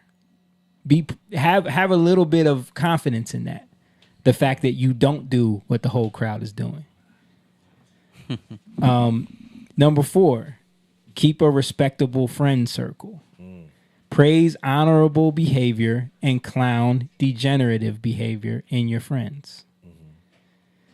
Because so many times, like we were talking about before, you see you find yourself in a group of friends. We know this growing up, where you end up getting yourself in situations that you shouldn't be in. Right. or you engage in behavior because you want to fit in with the rest of your friends. Yeah, be accepted. Yeah. Number 5, uplift, motivate, and encourage young women to be respectable and feminine and know their worth. Number 6, stop using sex as motivation for success. That's a big one. And that's what Mom was pointing to. Most men's motivation for success is to get women. Yeah. That's their motivation. Stop using that. Find an honorable young lady from a respectable family and marry her. Make protecting her and providing for her and your children your motivation for success. Yeah. Because that's a much more honorable motivation. Yeah. Build a culture and community with the same values. Teach your kids these values. And then the last one, and I put it last because if you put it first, people will stop listening. Well, yeah, I was going to say that should be first. Believe in God. Because if you believe in God, it makes all of these things easier to do. Just not believe in fear. Yeah. The Yeah. fear of the God. Lord. Yeah. But belief is in all those things are in the belief. Right. Yeah. Part of it too is a lot of young men. Everything you said is true, but a lot of young men seek validation they want to be high-fived by the group. Right. They want to be acknowledged by. But that's why you have to point that out. You have to call that out and say, if you're in a situation where you feel like you need to be high-five for things, get a different friend circle. That's right. That's right. You need to be validated the clothes you wear, Yeah. the car you drive, the women you can get, how many women you can get. You come back. Well, when fathers are trying to be cool, Yeah. when fathers are trying to be hip, like to the things that the kids are doing, they're already gone. The kids. So who's leading who? What? Yeah. What hope did those The kids? blind are leading the blind. Yeah, and that's why we have the elderly now in crisis in Canada. you Yeah. know, because that's not a value. Yeah. To people. Yeah. A part of that too is, I think a lot of men, those ain't my kids. Yeah. That ain't my son. Right. I don't know him. So we walk past and we don't realize that we could potentially help this young man, or help guide them. Sometimes our lack of involvement or not want to be bothered can be the curse of a generation too. Right. Sometimes I see that, I'll me, I'm in the trade, so I'll hear older people, these kids today, you know what I mean? But that was kids of all children are rebellious, you know what I mean? So it's not like their generation was so much better. Right. Yeah, and not only that, like, I always use the Bible. Hezekiah, a king, right? He was the one. I don't know if people know about Babylon, but Babylon came and took over, destroyed really Jerusalem, and Judah, right? But this king Hezekiah, he's the one who let them in to see everything he had. And then there was a prophetic word from the prophet Elijah that his sons are going to be taken away and become eunuchs, right? And then he says, well, at least it's not going to be done in my time. I think that's sacrifice his own family. Yeah, that's the attitude that a lot of a lot of older people. Yeah. And when you say like, well, at least it's not. At least I'm gonna die. I don't have to deal with this, right? Or at least I'm not gonna be around to see what happens. That's irresponsible, and that you need to humble yourself, right? Because you're putting all the responsibility on somebody else and blaming something that you actually gave access to. Right. This stuff started happening probably in the 40s, 50s, when porn started to become prevalent. Yeah. In America, at least. These things started to come in. We let this in. Yeah. So now you're dealing with it in a different way. Yeah. It's foreign to the people from that time, but it got let in back then. Hey, we showed the baby burlesque thing. That was in the 30s. Yeah. Right. Look at that culture of... Right. Look at what that was doing. Right, The messages that was sending. Yeah. And we allow it as a society because we all know those little speakeasies, those little places, what they're about. Mhm. But part of that goes back to, as men, we don't go to these community meetings. We don't go and sit on the boards and find out who's where, what's going Yeah. on. You know. Well, now there's a lot more people that are. Yeah. No, Right. it definitely got better. Yeah. I think people are seeing those videos of people going to the school board Mm-hmm. and confronting the mayor or the town council and speaking out, especially in literature for kids. Yeah. I thought I'm seeing That's a a lot huge more of one. that. Yeah. I'm seeing a lot more of the books that are very sexual by nature. Yeah. And they're reading. Some of them are grotesque. I just saw a Grotesque, man. story You of a talking about crazy the black guy, the pastor? No, I'm talking about the one where the teacher was showing them how to ingest bodily fluids and how to. Well, she was arrested, right? I think no, she wasn't arrested, but I Fired. think she was fired. See? But she was purposely assigning this to young kids, 10 years old. You know, Oh my God. books about how to sign up for Grindr, Wow. and then how to properly, safely ingest male bodily fluids. Sick. Yeah, and then even the movies we watch. Yeah. We think like, oh, there's nothing wrong with that, or All do you that stuff want your corrupted kids us. watching this stuff? All that stuff corrupted us, dude. And I'm willing to say that. I'm willing to say that a lot of the mistakes that I made as a young teenager, as a young man, came from the influences of music, movies, and friends. Yep. And wanting to live that out in my real life. That's everyone, though. Yeah, but that's what I'm saying. We have to change that. We have to change that. We have to be able to recognize that and not want to impart that same trauma on our kids. Right. And especially with young boys, because like my mom was saying, a lot of fathers wear it as a badge of honor. Our father did, and he kind of imparted that on us. You know what I mean? Where it was like, yeah, if you just make sure you wrap it up. Like that talk. You know what I'm saying? Like, not me. Right.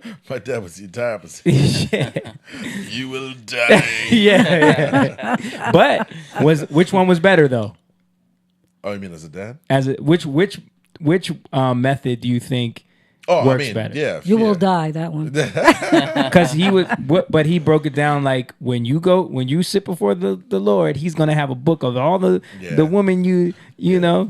Yeah. I just of course I told you, I wish my dad would. He did tell me that, but I wish if we would be able to have more as I matured. Right. As I matured. See, there's a way to make it practical as well. Yeah. Because if you just make it about the Lord saith, it doesn't always connect. Right. Especially when you're in a lifestyle where your friends are doing this, the movies you're watching are saying this, you're missing out on everything. Right, because then I started to hide. Yeah. Exactly. I started to hide. You hide things because you still want to. You're curious. You want to experience. When we were kids, everyone we knew was smoking cigarettes. Listen, I'm talking to my kids now about sex without talking to them about sex, because I say things to them and ask them questions about things in a way that is getting them ready for when it really comes up. Yeah. Right. So and give examples. Just like, man, I don't want to go into it all because it'd be a whole thing. Okay.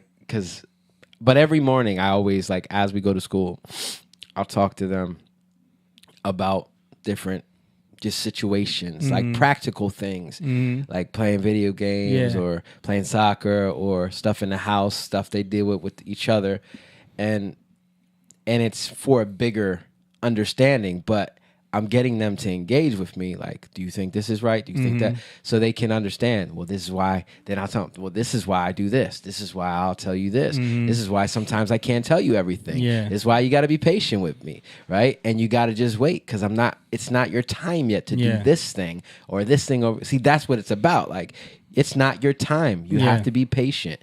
These things, you might feel this way. You might feel you're ready for this thing, but you're not. So just in that way, I got you. Getting them to see it from what they can understand. Right. But I'm talking about this stuff over here, but I'm saying it in this way where they get it. I don't even have to talk about sex. Yeah. You know what I mean? Like you can start them out at an early age, but I think you always have to engage your kids and see where they're at. like just where they are at now. Yeah, Like there's levels. Whatever they're. I'm as you're talking, I'm thinking about just being a Christian. You know. Yeah.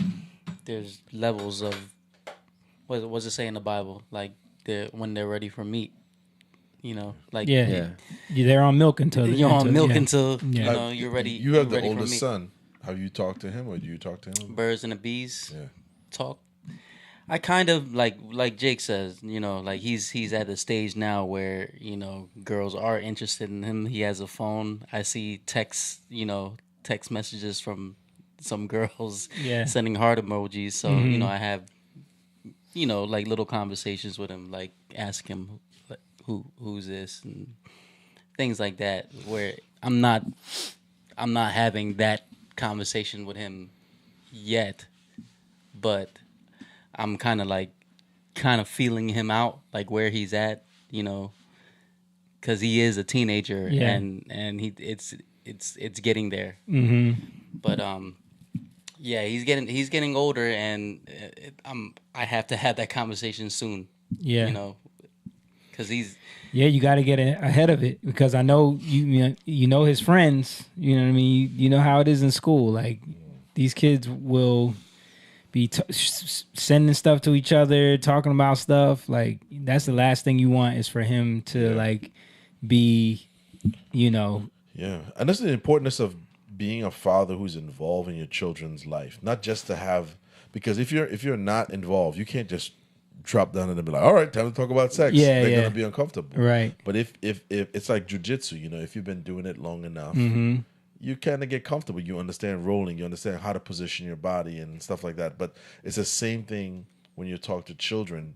If you continuously have conversation with them, you dialogue with them, then that just becomes another normal conversation that you're having. Yeah. You know, they can ask you questions. But if it's like, oh boy, I don't know how to do this. The kids pick up on your energy too. And I think that's what you're talking about, where you're like, well, I wish my dad could have had more conversations with me.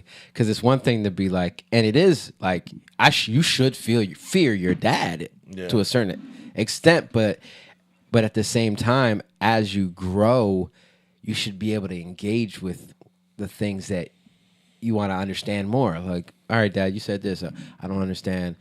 You know, what do you mean by this? Or what do you should be okay, or you should feel like you can talk to him, and he can talk to you, you know, instead of it just being, no, it's this and that's it, you know. And I think sometimes, what if you have an awkward kid, like socially awkward? Well, for me, you know, I grew up in a very religious home, Pentecostal, so me going through the normal, natural body urges made it feel like I was participating in sin.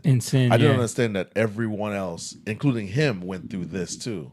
So I felt like what I was thinking about, or I felt that was, I would ask God to take that away from me. You know what I mean? Like almost like I don't even want this, right? Because I don't want to not you go don't to want, heaven, right? You know, because that was the fear, was if this happens, you're going to hell. I'm done. Jeffrey Whaling said, I think one of our biggest fights is against Hollywood. How do you fight against movies and the commercials? It's all about fornication and homosexuality, erectile dysfunction. How do you fight that, especially when they desensitize our kids from 2 years and on? So I'll give you how I do it with my kids. Every time something like that comes up, I address it. If we're watching something and something like that comes up, I address it. Yeah. You know what I'm saying? I point it out. And this is evil, and I show why it's wrong, and I not just it's evil. Yeah, you know, like I point out the evil in my kids. Yeah, like that's evil. Yeah, this is evil. They know they do evil things, therefore they need Jesus. Yeah, like they know that. Right. You know what I mean? They come to that conclusion. Right. I don't even have to tell them; they tell me. Right. So and Moan said like what you said about like, what if you have a socially awkward kid? Everybody has different situations, and everybody has situations that you don't know how to deal with certain things. And that's okay. As men, that's frustrating, right?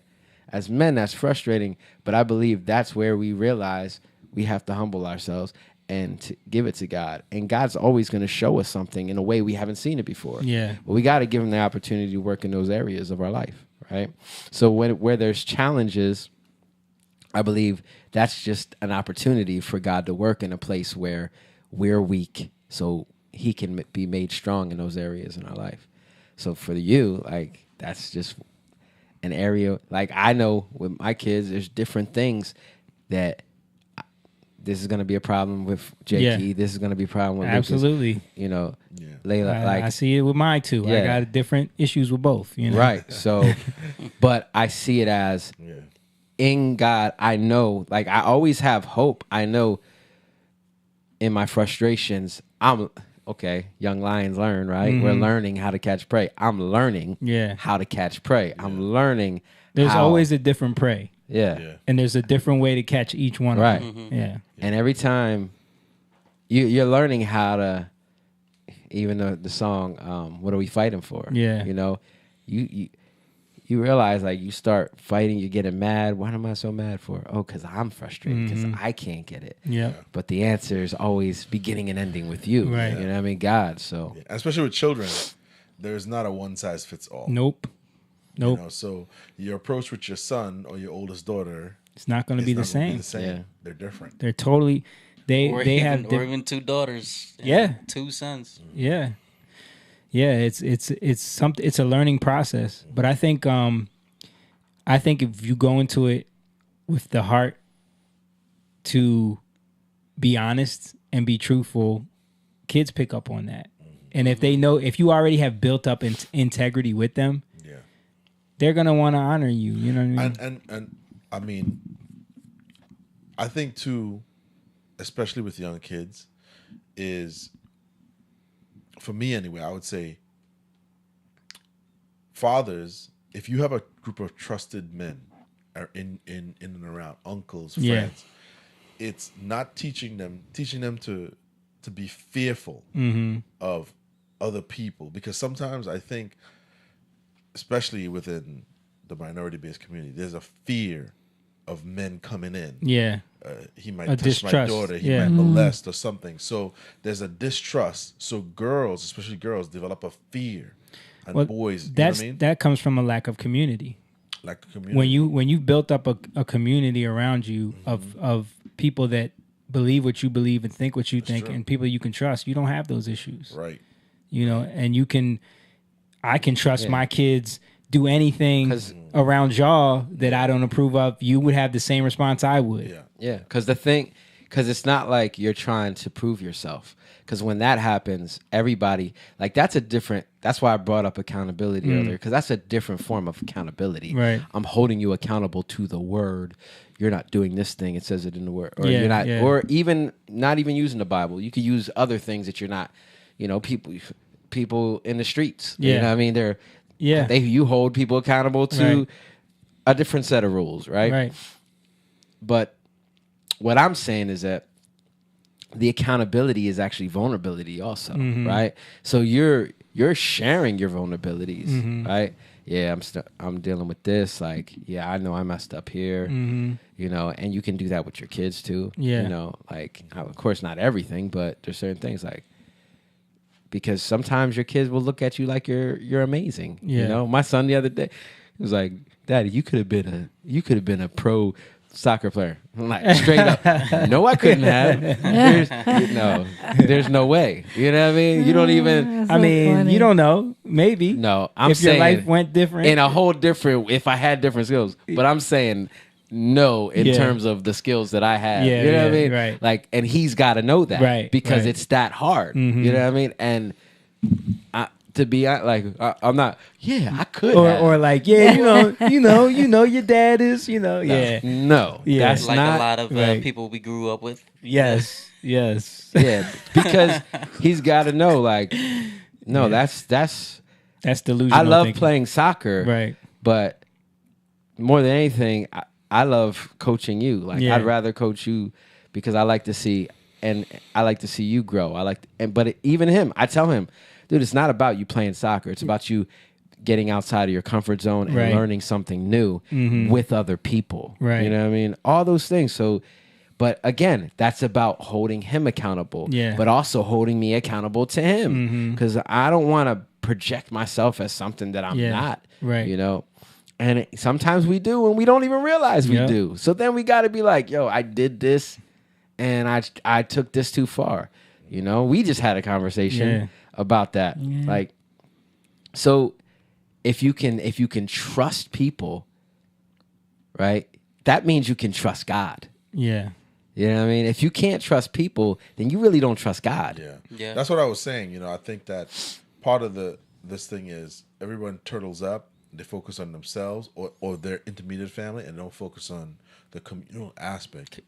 Community is key, man. Like, Yep. You know, I Jess sent me a teaching about like dating, and one of the things that kind of hit me, and it kind of like resonated in me, and I was like, wow, that this is why dating in America is messed up. It's so messed up. It's like when, say, like, you're a group of friends, right? And this has happened, you know. I remember we're close knit friends, and then somebody gets with a girl, and they disappear. Mm-hmm. You know, so it's like you're just focusing on yourself. Yeah. But You if don't the bring them. if the community is there, Yeah, you bring them in. you bring them in, and then you have guys that you have a trust. vetting system. Yeah, you have a vetting system, which you know y'all doing to me now. We got to, man. We got to. But it's important. Yeah. You know, that keeps you from making the wrong decision. Exactly. You know, the same thing like with parents. Mhm. You know, we talk about the study on arranged marriages. Yeah. They work more than the dating system of America. Because this is a vetted system. You look And in they the- have to live up to the standard of the community. Right. Yeah. Part of it too. There's accountability there. When you look at this country, it cultivates a culture of, like you said, separating yourself from the family, hiding your relationship, you know, and then Don't just tell me kind of nothing. and there's just then you just kind of tell everybody like, yeah, this is who I'm with, and I don't care what you think about it. You know what I mean? Like what? That's totally backwards. Yes. Yeah. I'm choosing. But why? Because people are too judgmental. Yes. Because people like you can't be vulnerable, and people will judge, and maybe they have the best intentions, but they don't come out the right way. Right. Mhm. You know what I mean? So then it becomes like very pushy, you Right. know, and it doesn't feel good. And plus, it's like things have been pushed in this country ideologically, like Jeffrey was saying, through propaganda, through movies. Like, what are all the storylines? It's like, my father doesn't approve, but I don't care. You know, Romeo and Juliet. You know, like all the Disney princesses. It's like rebelling against the family because true love. You know what I'm saying? Like this narrative is something that a lot of women have been indoctrinated into. So they feel like it's okay to rebel against my family and go off with some guy somewhere. Yeah. And then when it all goes to crap, In the cartoon, it ends well. But yeah, in real life, in real not life, so much. exactly. And then you're embarrassed and ashamed by that. So then you rebel even more. You distance yourself even more, and it just becomes trauma. You know. Well, I was Go going to ahead. say this. You know, it's like this. You know, when you first met my dad and my mom, my sisters were very. They were so afraid. Your sister was so scared because she knew. But this is the thing, and I say this to her, and I say this to your other sisters all the time, is that a man of integrity is not going to run from that. Yeah. A man of integrity is gonna welcome that. Yeah. And when I saw how your parents were towards me, it made me want to be with her more. Because I was like, okay, she comes from a good family that cares about her, that has a good foundation. The first thing they asked me was, what are your intentions with my daughter? And then we started talking about, you know, the scripture. We started talking about family, started talking about marriage and foundational things like that. To me, it's like, yeah, like I've been in other situations where like the mom don't talk to the daughter, the dad Where's your don't dad? talk. He Yeah, doesn't he care. doesn't care. He's some dude that was running the streets, and you know, you better not, you know, mess with my daughter. You know, like just toxic behavior that, you know, it doesn't make for a good partner. But I mean, even that, like sometimes, like as a believer, sometimes those are the places you're supposed to be. Maybe not in that context, be. but I'm saying like sometimes it might not all be perfect, but that person is the one, and their family might not be, Yeah. you know, all great, you know, but that's the one. And what family is all great though? Yeah, that doesn't exist. Well, I'm saying like it might not look like a great. Right. It may not have that. When you walk in, you don't get that. Like, okay, this is a good. Yeah. Like there's, I've seen this with other people, and they come in, and then it changes that whole family dynamic, because how many, like, even in terms of like just black white type stuff, where, look at Stan, like where families change and they change their perspective on things because you see something in a different way because somebody from the outside comes in. Yeah. You know what I mean? Yeah. So, and that was a rebellion situation. Yeah. But there's a difference there because you're talking about a situation where people were being judgmental and prideful for no reason for their selfish reasons. Yeah. There's a difference between a family that is vetting. You know what I mean? There's a difference. Well, my point is that sometimes it might not be the best, but I think what you're saying is, I think that's better. Right. Like, so I think that's optimal. That's the thing. Like, if I walked in and it wasn't that doesn't mean I was going to be like, that's it for me. You know what I mean? It was like, when I saw that, I was like, okay, this is good. This is a good thing. Yeah. Like, and I brought that up because it's for two. It's for the girl that the family loves her enough to care to ask for that, and number two, for the young man to see that and see that the family they care about enough to ask you what's your intention. And that was the point I was getting. So why I always bring that up to them is because being fearful of that is dumb, because any guy that's going to run away after that conversation, they did you the favor. They exposed exactly. That was too heavy.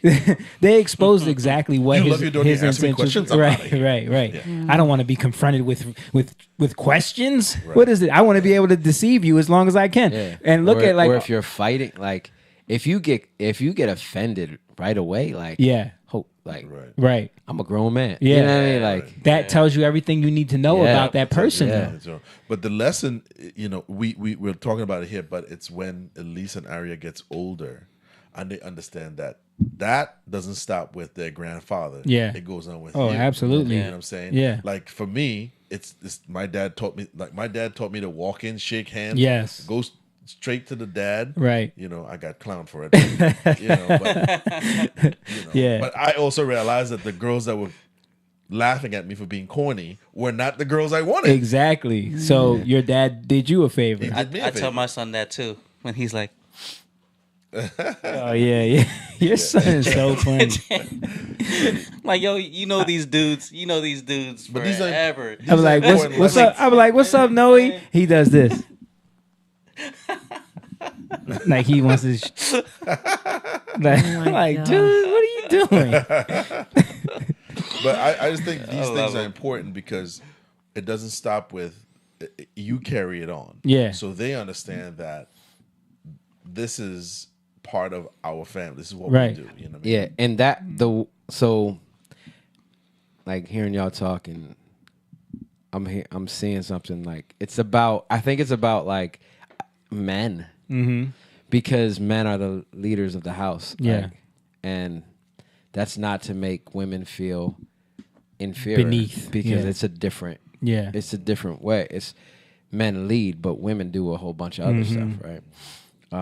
I heard somebody said like in this way, like women are the coaches, but men are the judges. They'll judge a thing, but women coach their children until which is interesting too. Yeah, it is. But that's why I think it's so important, like for a father to make sure that his daughter ends up with a man that's gonna protect her, that's gonna be able to provide for her the things she needs. And I'm not talking about financially. I'm actually talking about mentally. Right. And love, in the way responsible. Because if he can't do those things, that's a red flag. Yeah. Right. And so like if he comes in the house and he's like, I'm a grown man, you can't talk to me like that. Like I said earlier, that's a red Her flag seeing because that, the girl seeing her boyfriend react like that, yeah, is the red flag. Yep. Yeah. But to the father, you know, if the girl picks somebody like that, I think the father should be like, well, what did I miss? That's true. Because if she's picking somebody like that, Yeah, it's a telling on who. yeah. So I need to humble myself with my daughter, but also tell her like, listen, this is why. You get what I mean? Yeah. Like, Yeah. Because it also does something too. Because what did your dad tell you? Yeah. Your dad told you this is a good one. Yeah. Marry this Yeah. girl. Blah, blah. And for him to say that, Yeah. you know what I mean? So I have a question. Yeah. Did the one before him get the conversation? Yeah. Yeah. Yeah. He They did. met him? They met him. Yeah. That's How did that go? Not good. Because my sister wasn't completely honest herself about it. I give him credit. He didn't run away. He stood his ground, but he just wasn't. He wasn't what the way my sister described it to be. Not, you know. Yeah. I think it was just young and the space that she was in at the time. I said it as a joke. I thought that she didn't bring him around. No, she did. She did after a while. After a while. Yeah. And I got to say that this is one of the issues I have with the red pill culture, you know, these dating podcasts that are pointing out owning young women in their nonsense. It's because they don't hold young men accountable. And they totally ignore the accountability for men, and they teach them that it's all about getting as many women as possible. And they're using those young men too. Yes. Because they need them to constantly be sick to tune into the channel to get the medicine they have. Right. I was I don't know if y'all saw this, but there was something with who's the godfather of Rollo Tomasi. Yeah. He posted a Twitter thing that went viral, Yes. and he said, and he told if you want to be a high value man, he gave like the steps, the list of things men should do, and on there was to get a vasectomy. Right. Yeah. In your 20s. Yeah. If you want to be successful in your 20s, get a vasectomy. He got a lot of pushback on that, and the way they tried to explain it just blew my mind. Yeah. And so there was a conversation on Fresh and Fit. Yeah. And I saw a clip of it with Sneeko. I don't know who is who. The guy who Myron is the Africa. Somalian guy, Okay. and the other guy's from Barbados. So Myron, who is he? Fresh or Fit? He's fit. Okay, so that guy, he's the one in shape. Okay. So that guy was saying like, yeah, I think you should have sex with 50 women before you get married. Yeah. Like, right. What? Because he thinks that that's going to make you be able to vet a good woman. Yeah. It's like, makes no sense. And he's also saying that because that's what the men. That's what he wants to do. Yeah, but not only what he wants to do, but that's what the men listening want to do. Right, too. right. His super chatters want to see him kick out dumb girls and dunk on them, and they want to be told that the goal in life is to be successful and be in shape so that you can have sex with 50 women. Right. But that's why I brought up the thing earlier, because it's like they're always the ones preaching about, be on your grind, be a boss, be about discipline. Simps are the ones that sit on the couch all day, but they never talk about discipline of their genitalia. Yeah. They so you're such a man. You got everything under control in a way where they get a vasectomy. But they always But I'm saying is if you're so disciplined, if you're so in control of your life, you're such on your grind. Why is it that any girl that tries to throw that at you want to sleep with? Why is it that you can't stop yourself from wanting to sleep with every girl? That's why I don't like it, man. Like they're always coming at the girl because they talk about body count all the time. The women should have a low body count, but y'all can just do whatever. Yeah. Like you're But again, because because of there's how stars. because Thank of you how, for the stars, guys. Yes, thank you. because of how they see value. Yeah. Yeah. High value men. Yeah. It's how they see value. It's We've how they talked see about it. that in the Yeah. past. And Rolton actually has just children. I don't even have a daughter. He has children. So he's telling And people- he's married. Yeah, yeah. So yeah, he's good. Yeah. He's telling you. Yeah. There was another thing too with that whole viral thing where he was saying that's not advice. Yeah. Did you see that? Yeah, he always says that. That's his little sneak out of getting held accountable for what he says. But I don't give advice. it You is literally advice. gave it a list of Yeah, advice. you're given a list of things to do to get to a goal to Yeah, be that's a not high advice. value man. That's not advice. Yeah, that's my problem. Like, so, because there is some truth to the things that they say. There Yeah. is Yeah. some things that women need to hear in those conversations. There's some things that men need to hear in those conversations. Right. But there is a lot of mixture of just degenerative, debaucherous behavior. Yeah. Yeah. And they're always downing marriage. They're totally against marriage. Yeah. The perversion is the truth is connected to a lie. Yeah. The truth that at the core it's a lie because Yeah. it's not all true. And it's leading you to destructive behavior. Yeah. Because the end result is get as many women as possible. Because if you really talk about it, it's like, well, what's your actual goal? intention? Yeah. What's your Be a what's- high what's- value man so you can sleep with as many women as you want. Yeah, That's what's the your end goal. purpose to be on this earth? What's your purpose as you're on this earth? Right. How do you see your life? Right. You know, those are the things I think you have to ask these people so they can give you a clear answer. Right. Because then you'll see, oh, this is what you're actually about. That's why you view it this Yeah. way. That's why you view life this way. That's why my counter to that in my list was stop using sex as your motivation for success. Yeah. Start a family, make that your motivation Yeah, for marriage. success. You know what I mean? Make that your motivation to provide for your family, to be a good husband, to be a good father, a good leader in your community. Make that your motivation. You know what? I just want to say that just by listening to you guys, I am so thankful to the Lord because the way I grew up, I would never think to be hearing this right now. You know what I mean? Wow. And it's just amazing because now I could see the generation from you guys to your children. It's going to be better and better because God is in it. It And it's multiplies. just- yes, and it's just amazing. And then with this platform God has given us, it's going to multiply even faster. Right, right. That's why we can't call and say, "Oh, this world, what is it turning to?" Because Right. no, we have to do. What are we something. doing about it? We have to have can't hope. Just give up. What are we doing about and it? do something right. What world are we creating? Well, Alonzo, Sophia, you're screwed. I saw a tech We guy can't- breaking down how networks multiply exponentially. And he was talking about, so if you have a network with two people, the connection is 1-to-1.